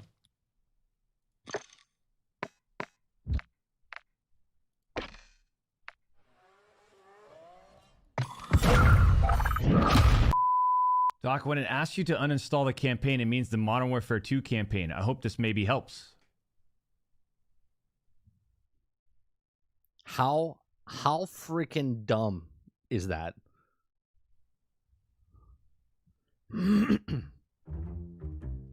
That doesn't help. Just download the key and activate it through Steam. It's activated!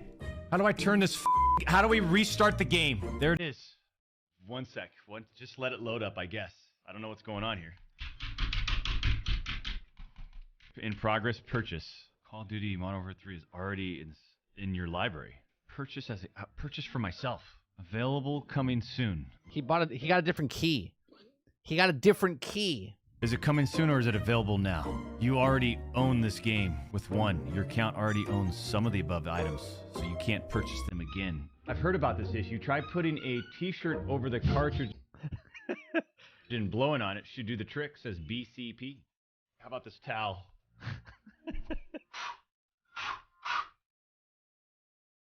Okay, I got a new code. New code. Did we do it?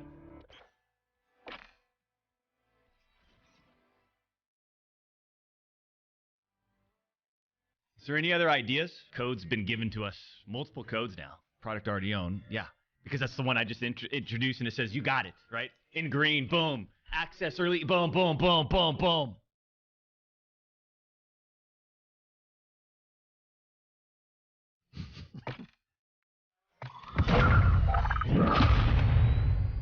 I don't even own this game, and I'm tired of hearing that goddamn menu system. It's a $100 version. It's the $100 version charge. It's the $100 version.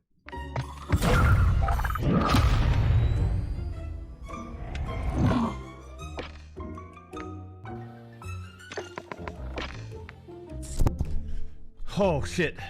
We're done. We're done. We're done with it. We're done. We're done. We're done. Get me off the game. We're done. We're done. Thank you, Call of Duty, for giving us early access to today's Modern Warfare 3 campaign. I don't know what you guys want me to do. We tried. We had everyone lined up, man. And you guys can boo me. You know what? Yeah, it's my fault. I love this part. He throws shit at himself. I thought it was a good idea. I did. I'll take all the boos and everything. Throw your trash at me. Go ahead. Throw your shit at me, man. There you go. Yeah, go ahead and throw your shit at me. That's fine. Yeah, boom. Yeah. You missed there, huh? Fucking. Fuck! That was brilliant. It was brilliant. He made more monetization off of this video than he did off of playing Modern Warfare. Oh my god.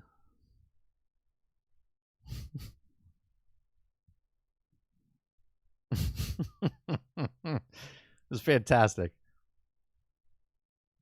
Like, how stupid does that have to be? Like, I just want to play the game. I just want to play the game.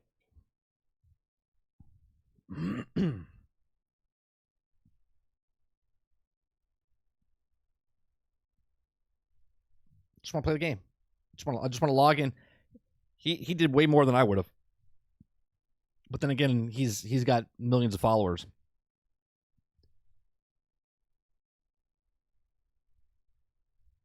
If I still played Call of Duty up to this point, that would have stopped me from playing Call of Duty ever again.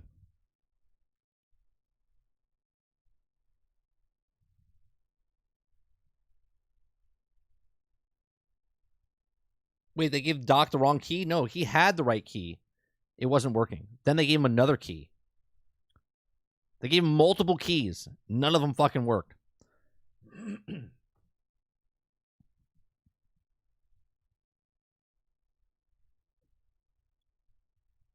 It's just stupid. Like, how do you screw something up that bad? Like, your whole job is to make a game. Make a game. The dude couldn't even get out of the menu system. You had to delete the other game to get into. Like, what? It's so dumb. Perfect example, or perfect segue, I should say, to our third story. You know, Activision Blizzard. And then let's go into our third story here.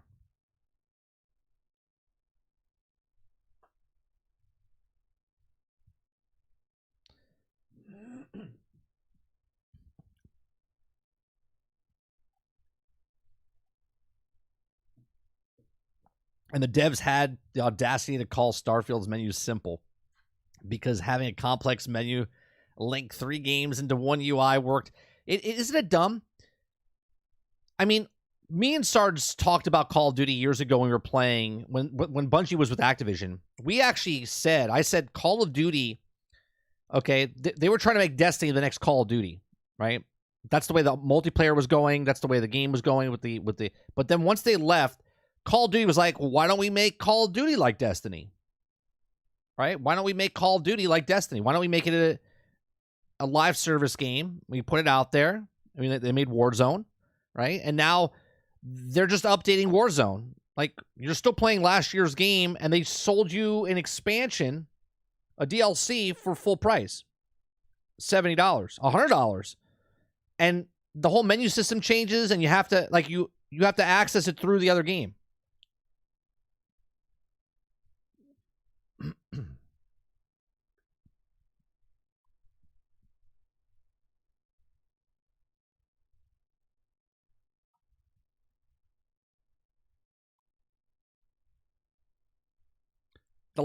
The last Call of Duty I bought was Modern Warfare 2, 2009.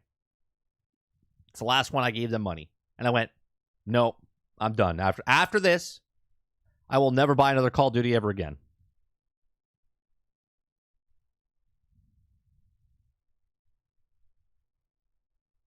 Fortnite had, they had 7 million?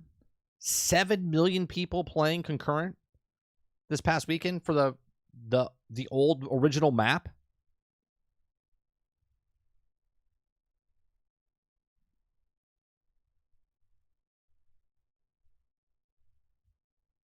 Right? What did they have?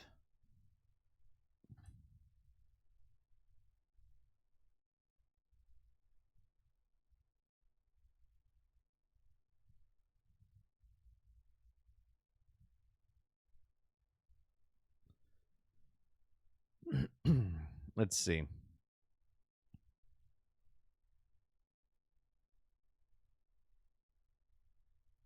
Fortnite scores the biggest ever weekend with a nostalgic-filled OG release.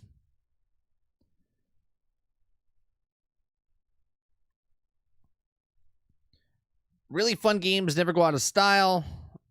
Gaming expert, television series, electric play. Over 44.7 million players joined on Saturday, logging in at a total of 102 million hours of play to make it the biggest day in Fortnite history. The game's official account posted on X, the social media platform formerly known as Twitter. The all-time high of more than 6.1 million players were enjoying the game at once on Sunday, according to a live stat tracking, right? 6.1 million players.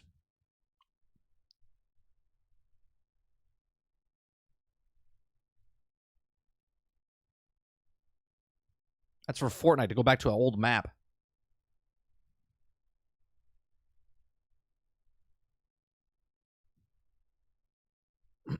It's been like that for a decade. For a decade, Water. It's been the Madden of first-person shooters.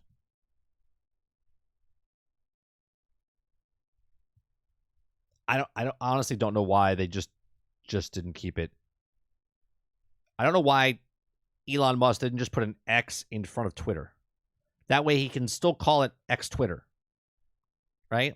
That would have been better than what he's doing. X. Twitter. Formerly known as Twitter. Like, just put Twitter back. And X Twitter. It's like, what are we doing? No one's gonna call it X. Nobody. If you bought Coca-Cola and everyone calls it Coke, and you want to call it A, no one's calling it A. It will be called Coke until you're dead. No one's calling it A.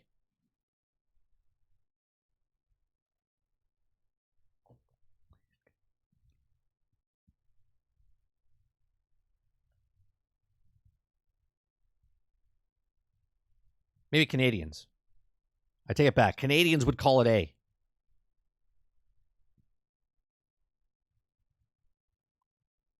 It's the hip thing, you know. like the artist formerly known as Prince. And even then it was bad, right? The dude's name was Prince, and then it was a symbol, and then they called him artist formerly known as Prince, which is longer than his actual name of just calling him Prince. It was stupid. Stupid then, stupid now. Stupid.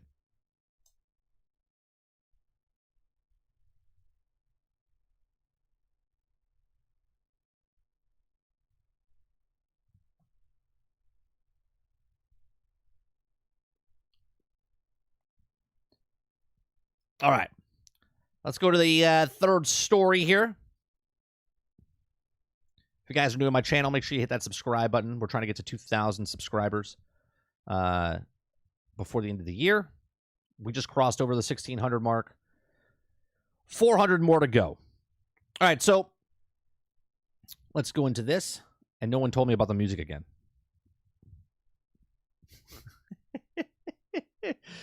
Oh, man. We'll put the music on after this. We'll remember to put the music on after this. Hello, everybody, and welcome back to another episode of 30NSG. On today's episode, we're going to be talking about the Overwatch League is officially dead. Activision Blizzard is transitioning away from its groundbreaking esports league as teams reportedly vote to withdraw. Can I just say that's the longest goddamn title for an article ever? Okay, but we're going to talk about it. Make sure you hit that like button down below, and let's get to it. So earlier this year, Activision Blizzard expressed doubt about the long-term future of Overwatch League and said that the efforts of maintaining the city-based pro esports league may prove unsuccessful. That has turned out to be the case, as Activision confirmed today that Overwatch League, as we know it, it is finished. Announced in 2016, the Overwatch League was groundbreaking. The idea modeled after a conventional pro sports league, city-based teams would compete in a seasonal home and away matches, eventually leading into a playoff series and the World Championship. But the high startup costs, initial base franchise fees, and reportedly $20 million contributed to the slow start. And just a couple of years after it went live in the league, it battered by COVID-19 pandemic, which squashed its live spectator ambitions. Now, the situation took a turn for the worse in 2021 following allegations of widespread discrimination and sexual misconduct at Activision Blizzard, which led to multiple sponsors and end of their support for the league. The loss of the publishing partner in China, also a situation that still hasn't been rectified and also only added to woes. Now, Activision acknowledged it in May, filing the SEC that is faced headwinds, which also negatively impact the operations of potentially and longevity and the Overwatch League, and the efforts to address them could result in significant costs and may provide unsuccessful. A month later, the company said quarterly financials report at the end of the current Overwatch League season team would vote to omit the operating agreement, and then it also did not vote and to continue the operating under the new terms. Each team would receive a termination fee of $6 million, and that would be the end of it. Okay? And that's apparently how it went. Earlier today, Toronto Defiant announced that its departure from the Overwatch League. It said, quote, "We extended our deepest thanks to the Overwatch League, its fans and community for their unwavering support." And the co-founder and CEO, Defiant owner, also Overactive Media, said the statement, "Toronto Defiant has proudly competed under the league's banner, and we built incredible memories together." The following that the announcement of the Esports Advocate reported that the majority of the teams have voted to exit the league. Other teams have not yet made the formal announcement or departure, but hinted at the things that would happen. So in a statement provided by PC Gamer, Activision Blizzard confirmed that Overwatch League will not return in its current form, and we're transitioning from Overwatch League to involving competitive Overwatch in a new direction, his spokesperson said. "We're grateful to everyone that also made OWL possible and remained focused on building our vision and revitalizing esports program, and we will share details with us in the near future." It also says it's not necessarily a full stop for Overwatch as an esport, said the Defiant withdrawal announcement. The ownership group is eager to share more about the vision of Toronto Defiant and our plans to return to Overwatch esports, and we have also been reports of Activision Blizzard is in talks with a third party to operate return leagues in 2024. Whatever happens, the city-based format of the league's Defying Foundations is gone, and that will take place is anyone's guess. So here's my thoughts, right? So we talked about this, it came out in 2016. I think we talked about it in like 2016, 2017. I said I would be surprised if it lasted. I said it could last. It could be the next big thing. But I also said that they were asking for like 10 million or 20 million. I forget what the buy-in was. And I was like, that's outrageous for the buy-in. I was like, like this will not be profitable in the long run. And here it is. Now, obviously, we've had a lot of things happen since then that managed it, what we just read as far as COVID and stuff that happened. But now they're charging $6 million to get out of the thing, which I think is funny. So where does this go forward? I think it just goes where all the other esports are going. I don't think you have to have a team like a sports team, like if, you know, the Detroit Tigers or the New York Yankees, or like you don't need a brand name team for your state. You could literally just make a team and then go to a convention or an esports event. Like, you don't actually need to have the state or a big, like, you know, the New England Patriots, what's his name? Robert Kraft. Like, you don't need a billionaire to fund what's going on here. You could just have a low key and just have a regular tournament where people win money and whatnot and be an esports thing. But leave it to Activision that they want to not only make the millions of dollars from people making leagues for their league, but they also want to make millions of dollars for the people to watch in the stands and all this other stuff, where they could have just made it more simple. But right now, Overwatch itself is down in the dumps. Now Overwatch 2 is pretty much down in the dumps. Lots of people complaining about cheaters and bots and all this other stuff. And now the Overwatch League, which was the driving factor of Overwatch to keep it popular, is now done, and it's not coming back. So where do you think it goes? Let me know in the comment section. What do you think Overwatch League does, or what do you think the owners do to make it come back? I think personally that they just keep it more low key. I don't think they need to make this grandstand esports event where ESPN's covering it. I think they could just do regular esports events, like other ones, not as big as like League of Legends and whatnot. But how do they make it? Right? How do they make it where these guys don't? It's because something's missing from the recipe. But these are just my thoughts. Let me know yours in the comment section down below. Please make sure you share, like, and subscribe, and I'll see you guys on the next one. Now, obviously, Overwatch is not as popular as like League of Legends, right? Let's see. Overwatch League.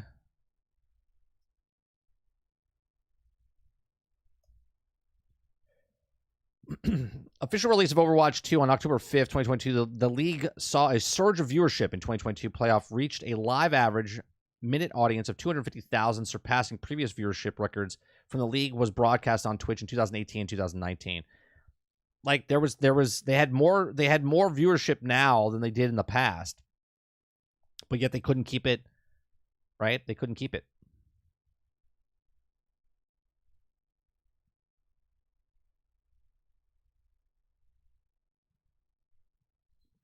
Yeah, but for leagues for Soups, for leagues for Dota, let me put the music back on.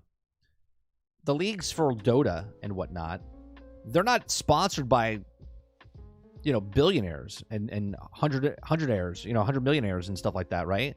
They just have, I mean, obviously there's people funding it, but they're not. Was there a buy-in for the teams? Is there a buy-in to become a team for Dota, or can I just grab my friends, make a team, and then qualify?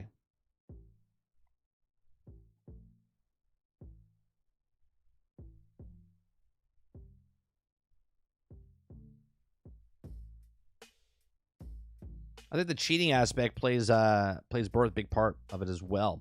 You really can't cheat on the game like a League of Legends. It takes skill and the mastering of the characters and roles.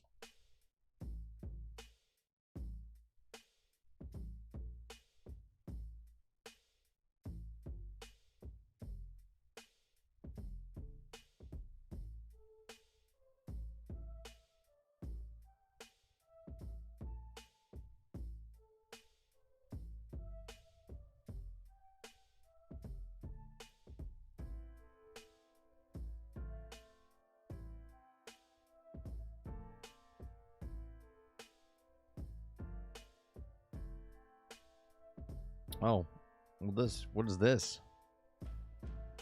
This is going to be the previous game, Grand Theft Auto 5, has sold. We're excited for what's going to be released in December, the teasers to come. How important is this for the world of Gameland? Yeah, it's humongous. I don't even think people fathom just how big a release this is going to be. The previous game, Grand Theft Auto 5, has sold 185 million copies, which, just to put that in perspective, It's the actually more than that. entirety of the Assassin's Creed series from Ubisoft, the humongous series that has been a cornerstone of a major video game publisher, has sold 200 million copies. GTA 5 has sold, once again, 185. It is the second best-selling game of all time, second to only Minecraft. But Minecraft has kind of an unfair advantage because it's on phones. GTA is just on PC and consoles, so it's pretty mind-boggling. When I think about GTA, I think about the fan base, right? It's an intense global fan base. What can you tell that fan base based on your reporting to expect from GTA 6?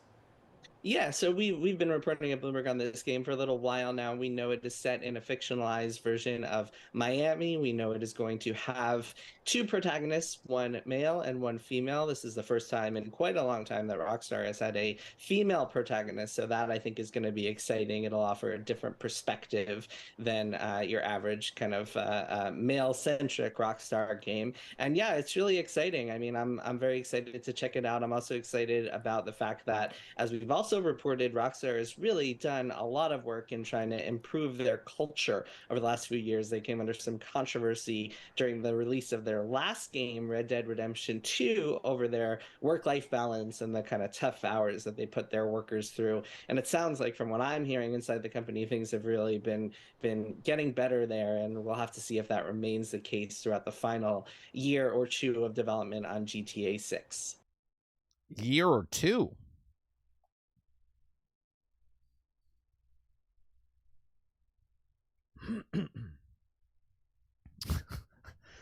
Quintar says, Jason working hard of being a buzz killer. Is that his new name?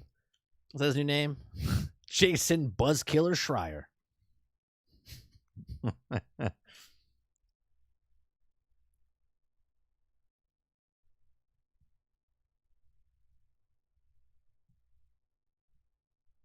Do you think anyone is going to work on the day it releases GTA 6? Just call it a national holiday? Yeah, I'm telling you, it's gonna be ridiculous. This is the biggest game. There's no other game that's been as big or will be as big. This is it. In the history of video games, Grand Theft Auto 6 will be the biggest talked. I'm telling you, people will be moving their games away from that release date. We talked about this yesterday, and we talked about it a couple months ago.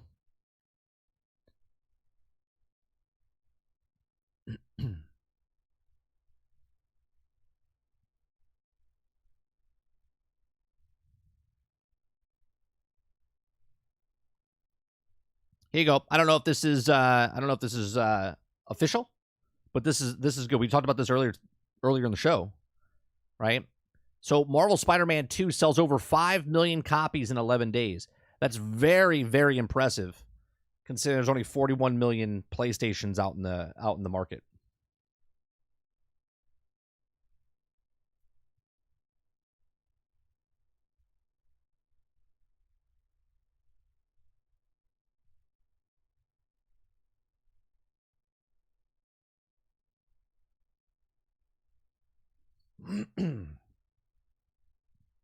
But I don't see like an official statement from PlayStation.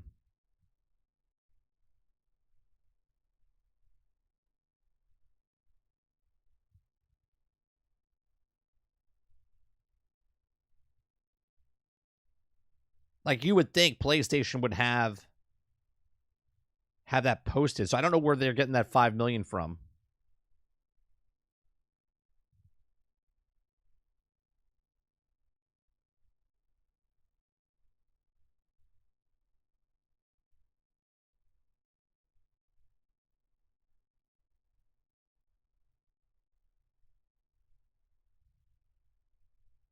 Yeah, I'm trying to find a source for it.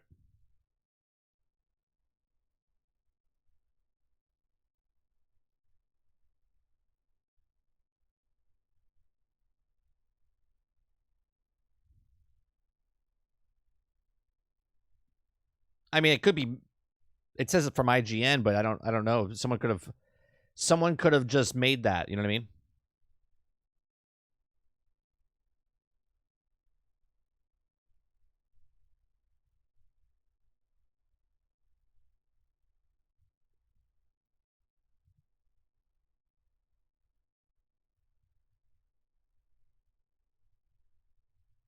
Yeah, there's nothing. You would think that it would be posted everywhere, right?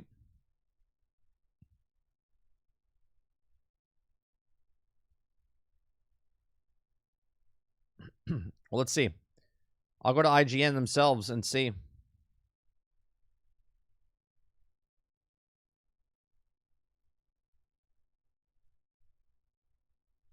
"12 minutes ago, PlayStation 5 Black Friday deals have already started to sell out." There's nothing on their actual site that talks about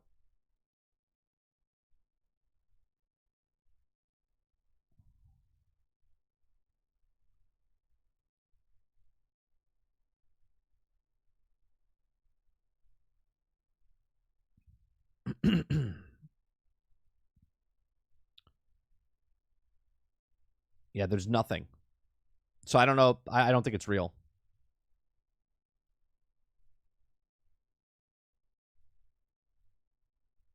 Oh, here it is. Marvel Spider-Man 2 sells over 5 million copies in 11 days. We got it.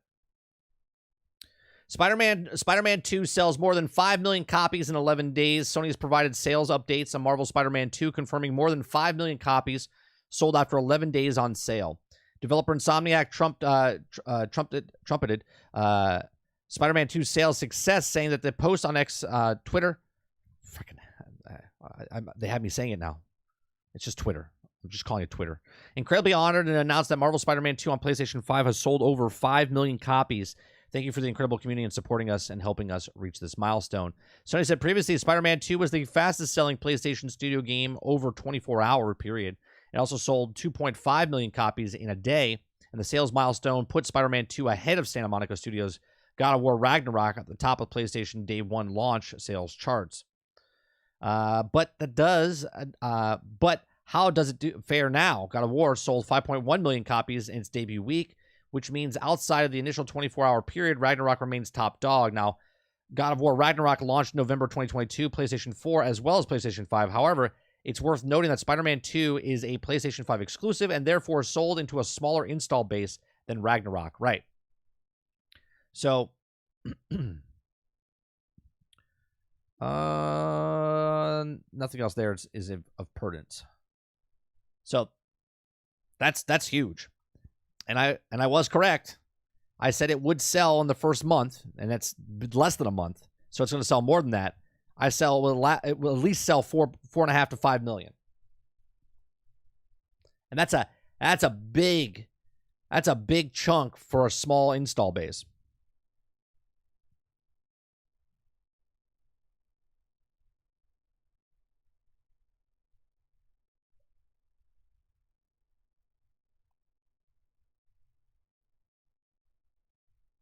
I said 12.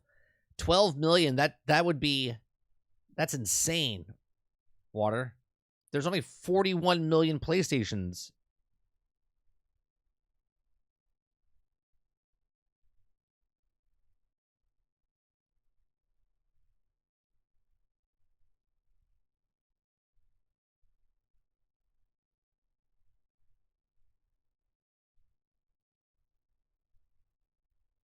$12 million by Christmas. Maybe.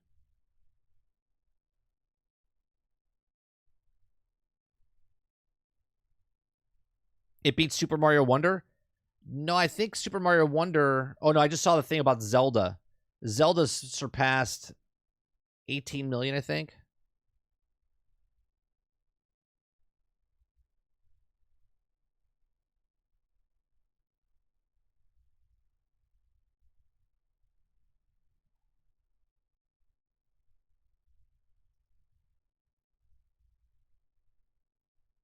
Yeah, Tears of the Kingdom just surpassed 19.5 million copies.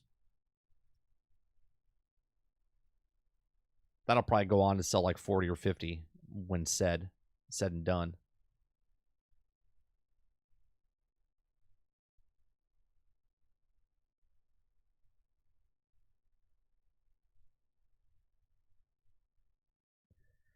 Breath of the Wild, it sold 32.85.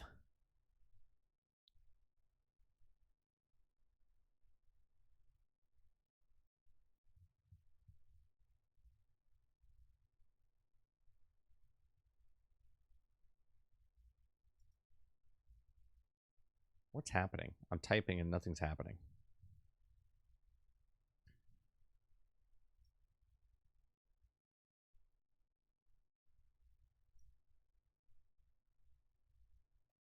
Why did my music stop again?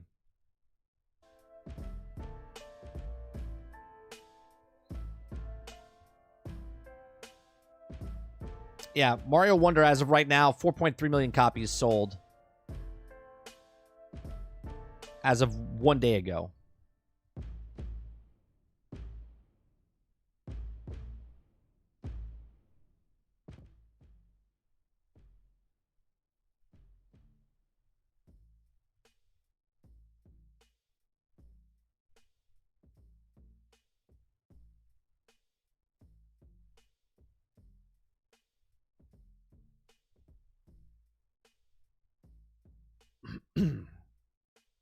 Plus, there's a bigger install base for the Switch. But you gotta remember, Spider-Man is the most popular superhero for Marvel. That's why he almost sold 2 billion.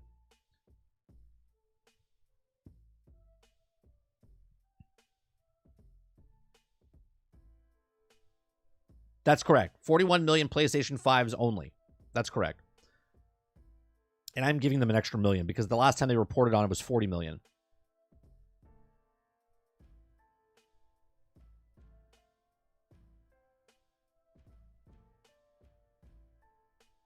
I think they should.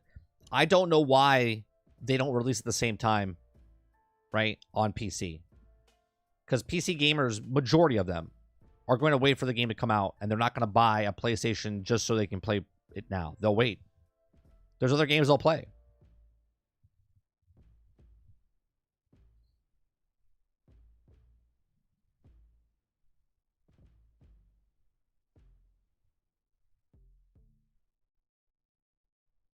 Yeah, the last time they said something, I think it was 40 mil. They just surpassed 40 mil.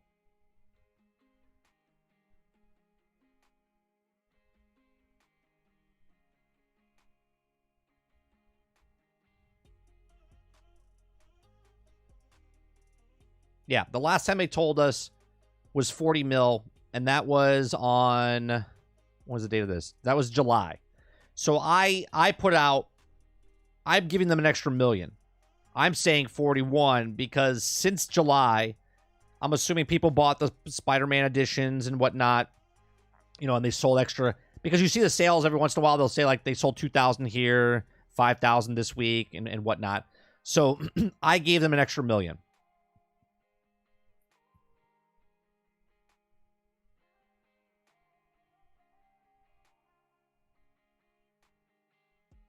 They're going to be going on a big discount, I think, for Black Friday as well. Because not only does PlayStation want to get rid of the old SKUs, they also want to put the Slims out there, right?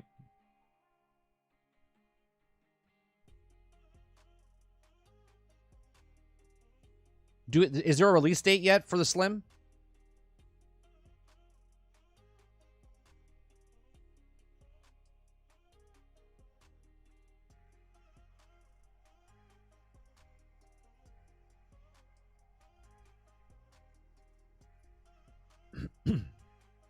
PlayStation 5 release date, price, design, and more.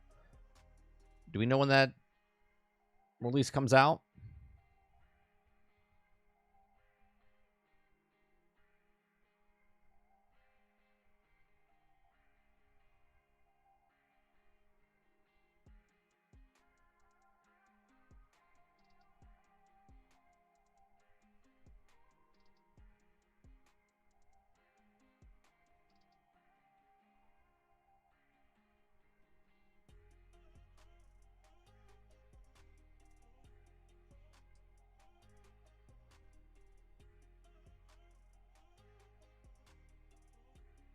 Yeah, it says here, the newer slim PlayStation 5s will completely replace the launch versions on the console once the current stock has sold out. So, I don't think there's an actual release date. So, I think what's going to happen, obviously, they're going to put the PlayStation 5s on discount for the holidays. Black Friday, you'll probably get like $100 off just so they can move that inventory, and then they'll put the Slims out.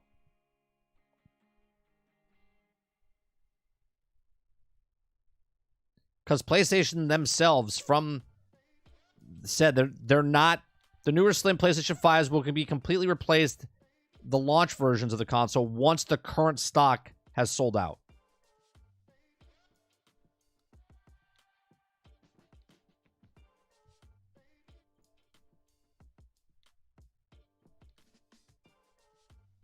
So that current stock has to get down to a certain point for them to go, okay, we can release the other ones. So I would assume they would do Black Friday deals. Once Black Friday is done, boom, December, they'll say like December 7th or, you know, whatever. Second week of December.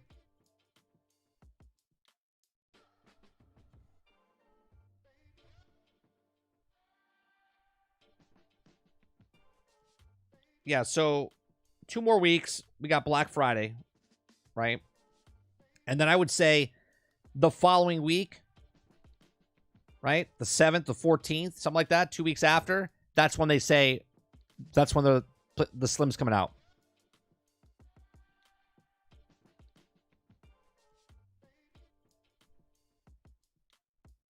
I wonder how that works, though, because a lot of people, maybe it won't be that soon, because a lot of people will buy the consoles, then wrap them. They'll be underneath the Christmas tree. Can you imagine that mom and dad gets the deal for the PlayStation 5s, but then they realize there's a new PlayStation coming out, but it's full price. They got the deal, the full price, and they want to return it, right? I don't know. I don't know how that's going to work.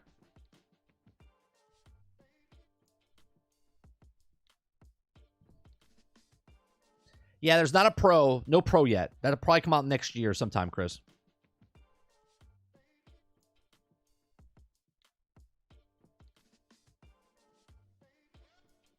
The cheaper versus the newer dilemma? Yeah, and I don't know how much of a deal they would put on the Black Friday. They'd probably keep the price of the game, like the console, the same, but they would throw in like a game or something like that, you know?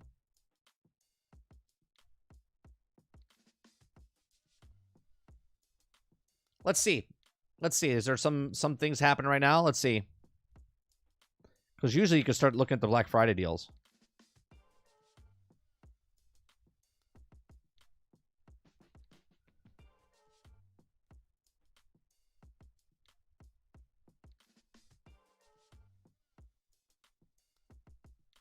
Because they already have that shit.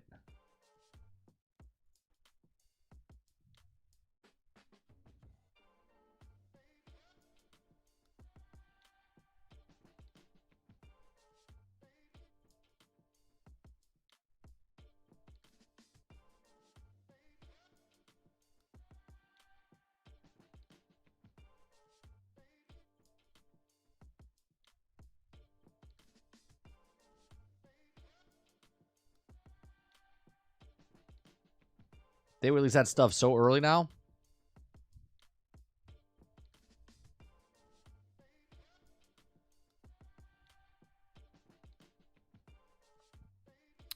Let's see. Black Friday deals. Best early discounts available now.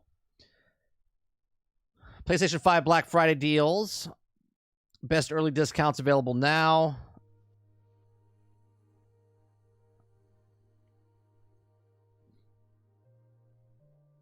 Black Friday PlayStation 5 deal can be found on DualSense controllers. $70, $75 DualSense controllers discounted to $49. There you go. Pick that up. If you're in the market for a PlayStation 5, the best deal up for grabs is Marvel Spider-Man 2 PlayStation 5 bundle for $4.99. There you go. So they're going to keep the price exactly the same, just going to throw in the game. That makes sense, right? That also counts as a sale, right? Which is also a cheeky thing they do, right? So they're not actually making money off that Spider-Man 2 PlayStation 5. They're literally throwing that game in.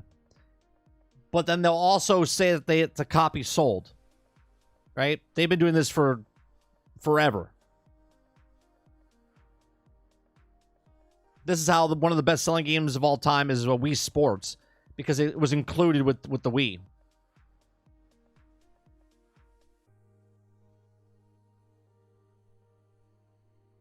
It's a good price though for the DualSense controllers. So if you need an extra controller, you can save almost $20, $15.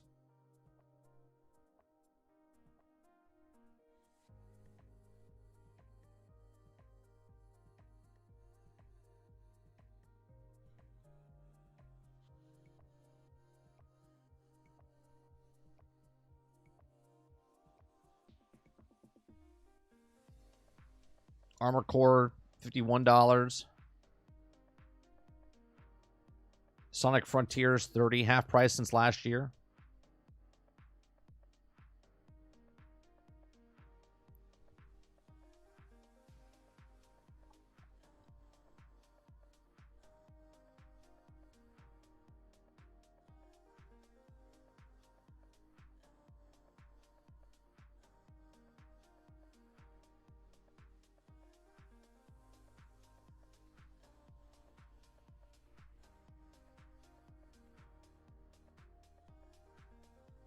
And there you go.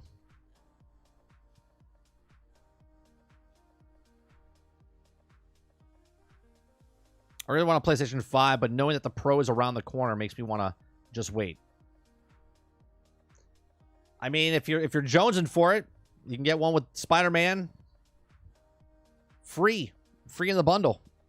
Or you can wait.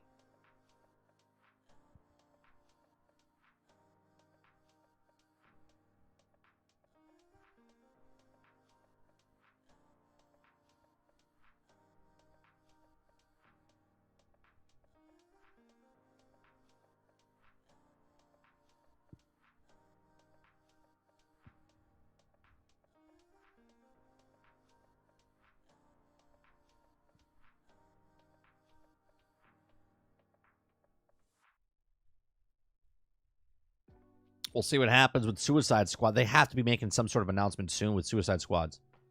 We're 3 months away from the launch. 3 months. Comes out February 2nd, and they have said nothing.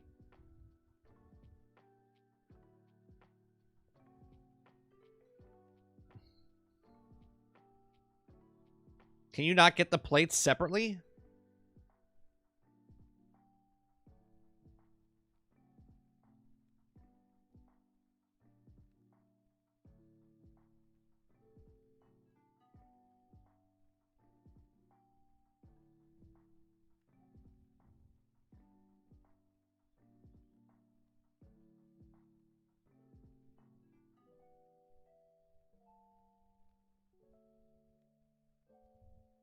Oh, this is funny. 1 hour ago, about when we watched the Dr. Disrespect thing, they came out and said Activision justification for the much malignant Call of Duty launcher is falling on deaf ears.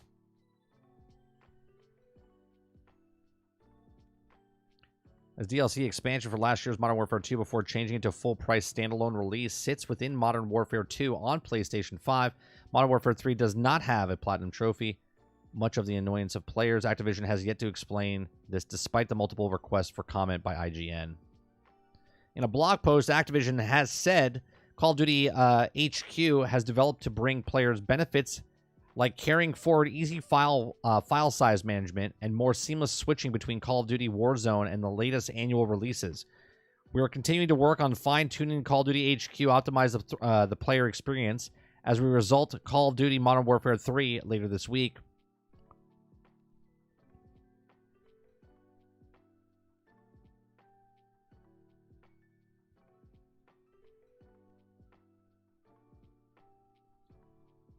Loud menu noises.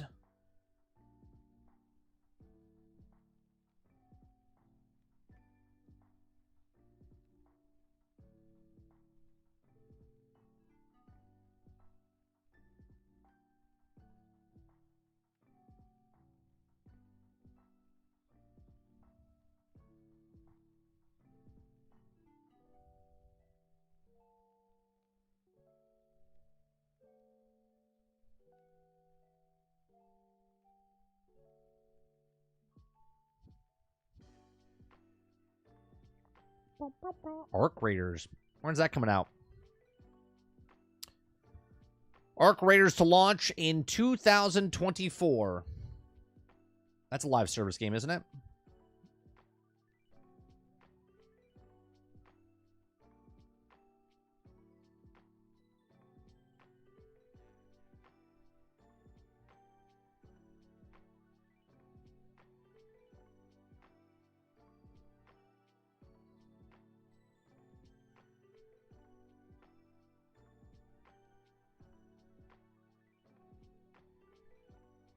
right? It's supposed to be a live service game, Water.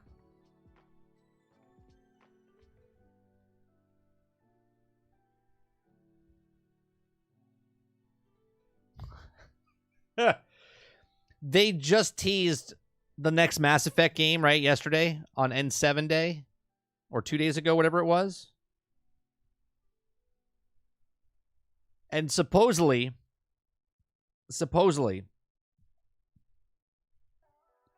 when do you think that game comes out?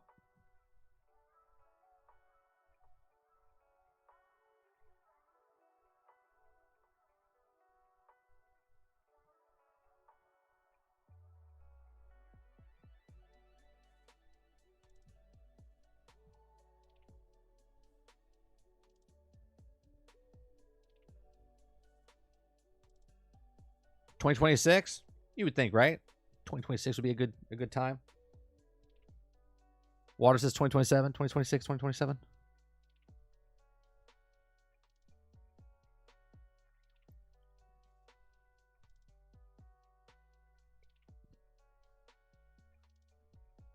Next Mass Effect isn't expected until 2029 or later.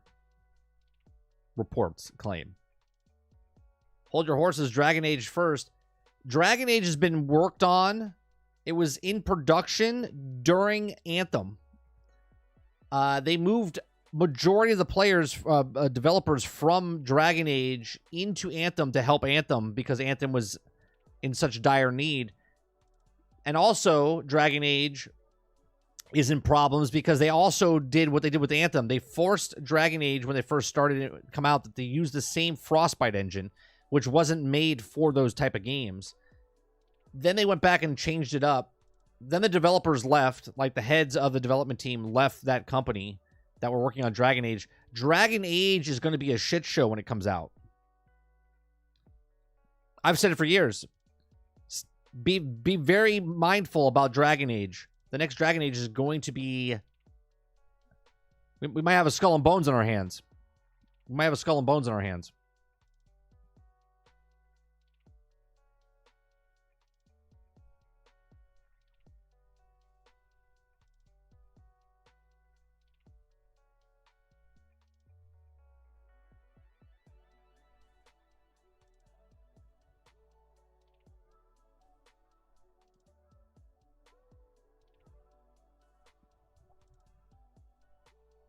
Like, why even mention a Mass Effect game when you're that far off? You are 6 years, and we already know Mass Effect. The next Mass Effect game was already being worked on for a year or two.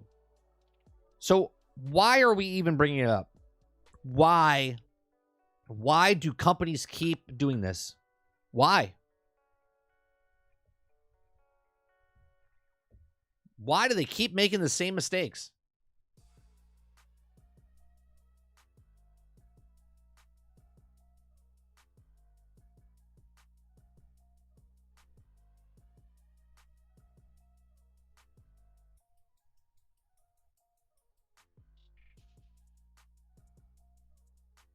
It's stupid.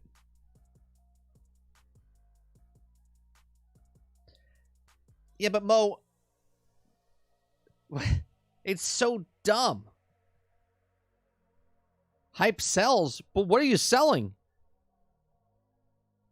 The person that's hyped for right now, you are going to be 6 to 7 years older than you are right now, Titan.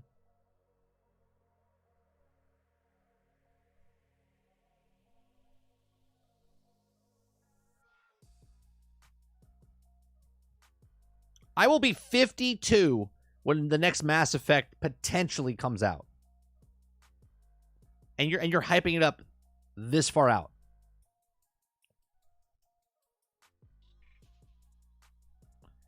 Right? We give shit to Rockstar, but at least Rockstar doesn't do shit where they're like, yeah, Grand Theft Auto 6 is coming. 10 years later, here it is. Right? It's the fans that do that to themselves.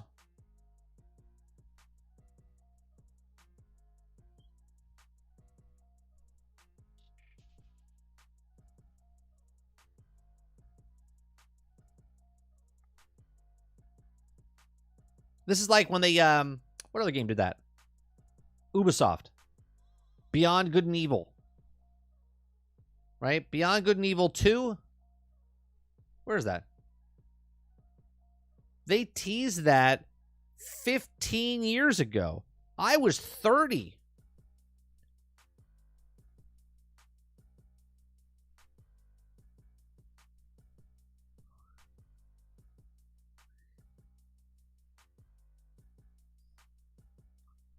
They're really making me hype for that game.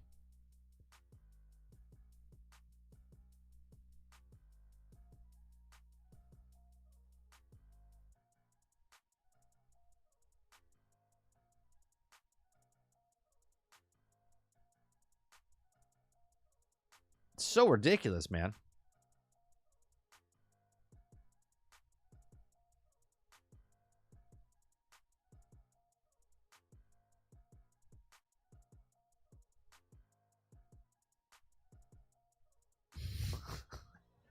Freaking remember the Star Wars game they showed that never released or realized? Yeah, that's what I'm saying. Like they show stuff that doesn't make ever to the light of day.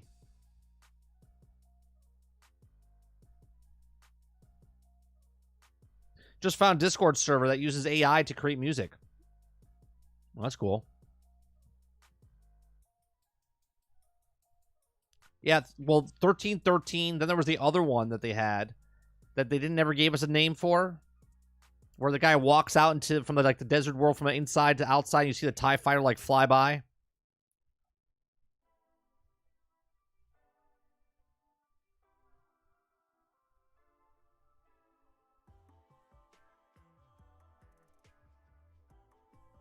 There you go. Sony Interactive Entertainment PlayStation has now completed the $3.7 billion Bungie acquisition. So now PlayStation and Bungie are officially together.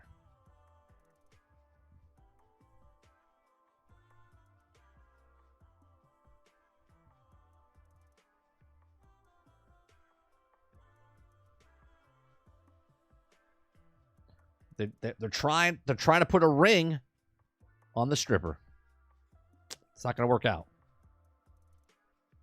Yeah, that's the one I'm talking about, Rose. The Amy Hennig one, where she walks, the guy walks out, and the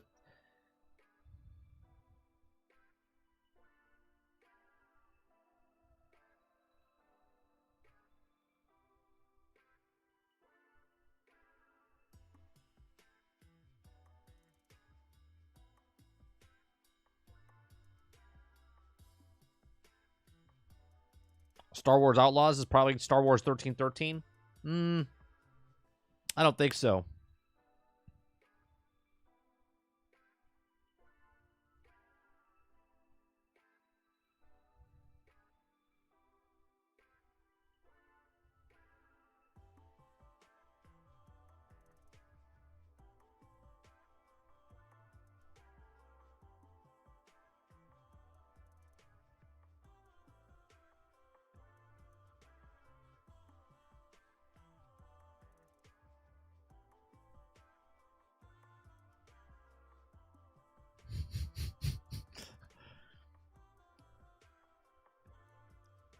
Sorry, I just read something. I can't show it on stream, but it's pretty fucking hilarious.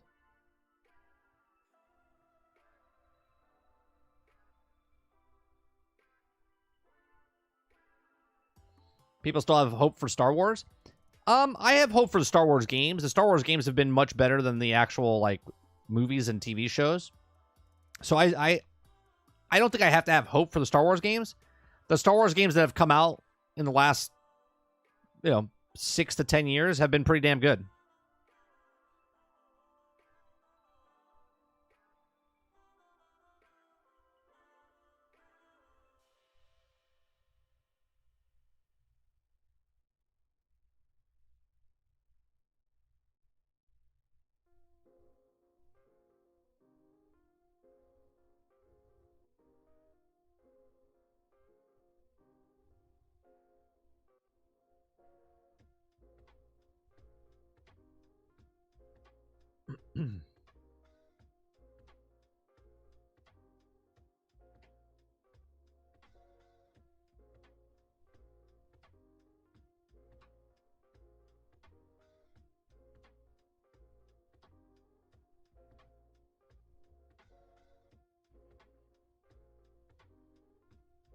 could have been remade to see now. It's two completely different companies, though. Right? So I don't know. That would be a hard stretch.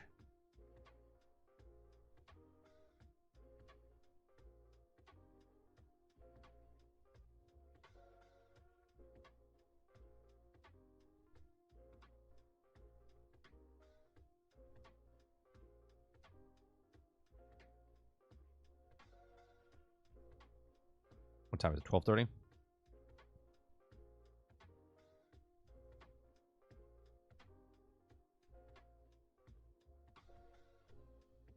Oh, can we look at, did the, we looked at it yesterday. Did, what's it called? Did Marvel go down more? The Marvels go down more, or is it still at the, that's at 61%. It rose. It rose. It's fresh.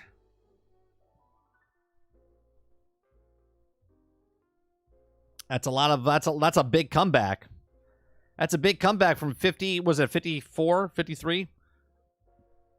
With 41, that went up to 152.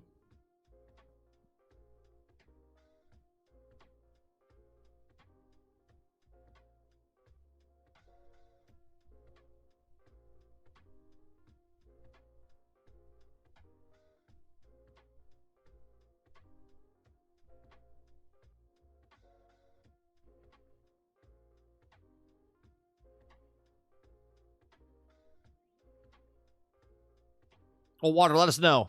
Let us know when you see it. Today's Thursday, right? Yeah, we got the podcast tonight. 8 p.m.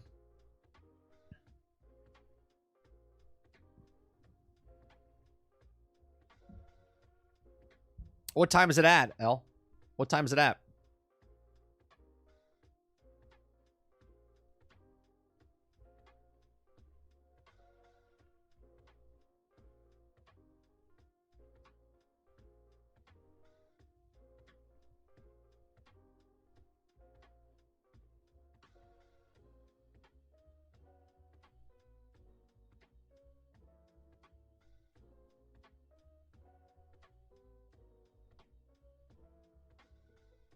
Nine a.m. Pacific, so that's 10, 11, 12. It will be live. It'll only be like a half hour long anyway, right? When they do the announcements.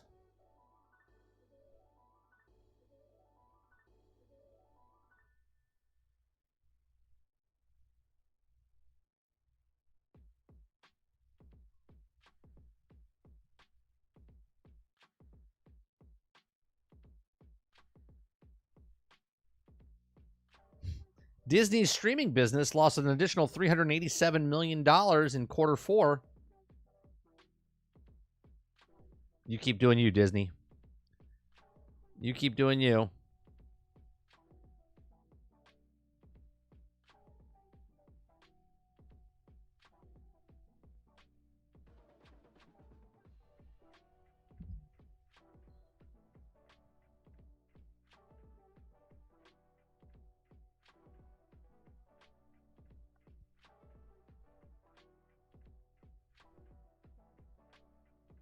Here's the last title we'll look at real fast. Family is suing makers of Fortnite and Call of Duty for fostering addiction.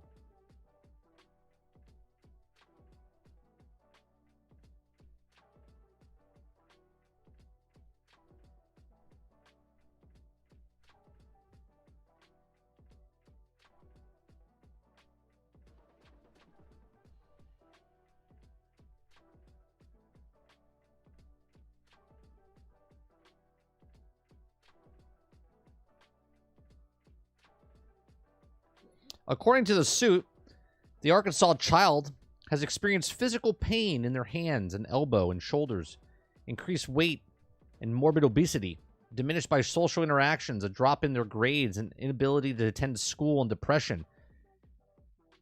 Wake up! You're the parents!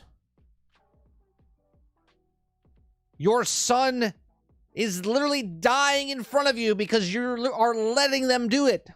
For God's sakes. For God's sakes.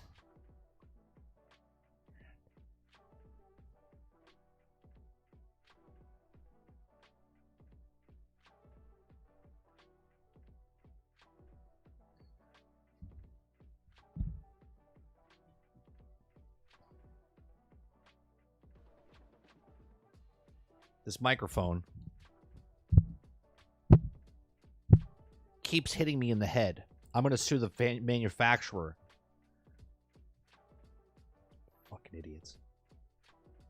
Fucking idiots.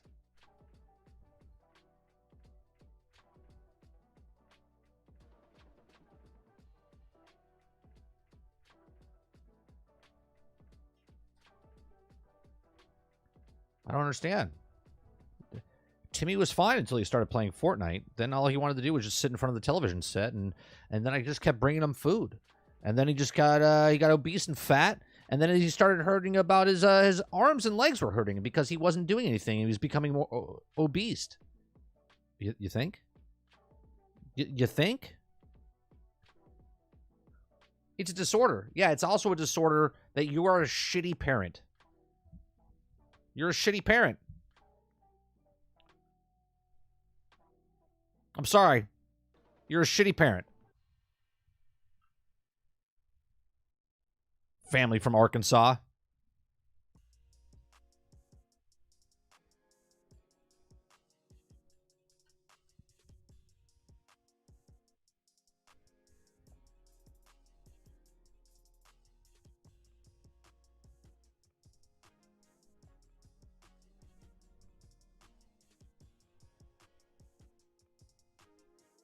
Freaking stupid, man.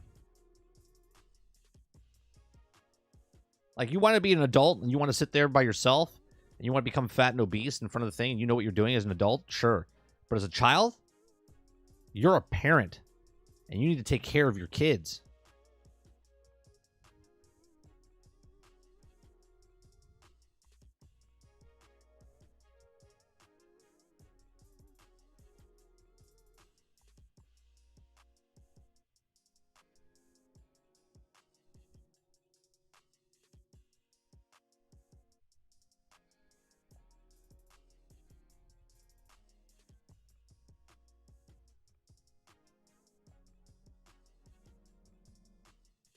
The Star Wars game, man, there's a lot of stuff today.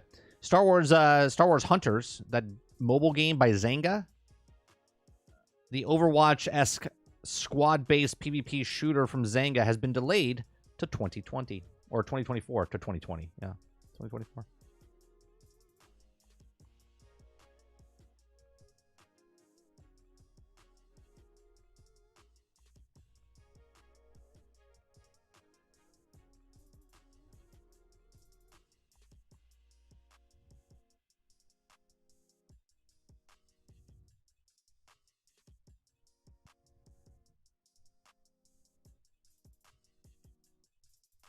Yeah, exactly, Water. When we were kids, like, you can't go out and hang out with your friend Tyler. Mom, come on. Now they're like, go inside. They're like, okay. You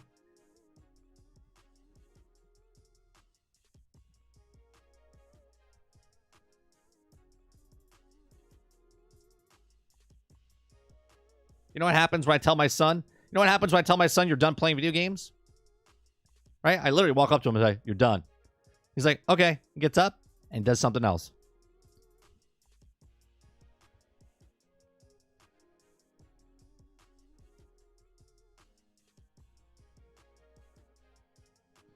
My son, the only thing that hurts on my son is his face from laughter because I make him laugh all the time. That's the only thing my son complains about, pain. Almost made him piss himself the other day.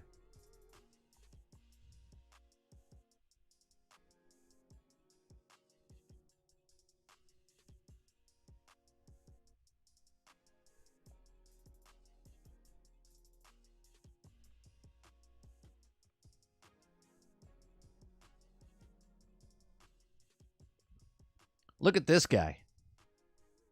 Bro, what are we doing? What are we doing, bro? What are we doing, bro?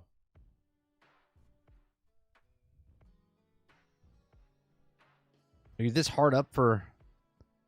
You're this hard up for views and hits? What are we doing?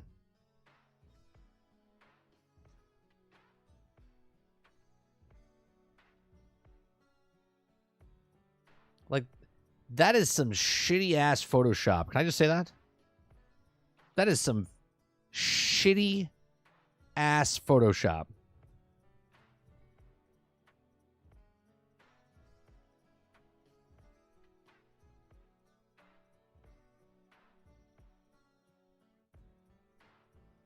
It's on PlayStation 4. Yeah.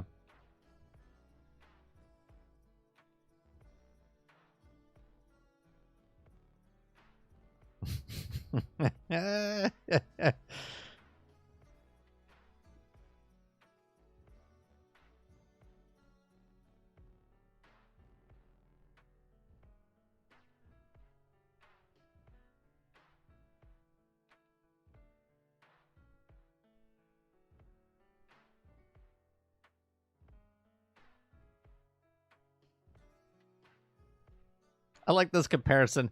This person's...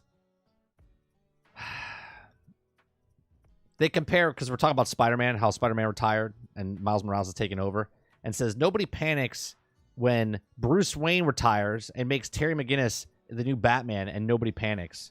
But Peter Parker retires and makes Miles Morales the new Spider-Man, and everybody loses their mind. Batman is old as dirt when he gets retired. Peter Parker's in his fucking 20s. Get out of here. People are ridiculous. What kind of comparison is that? No one complains when Batman got replaced. Batman was in his 80s, for fuck's sake.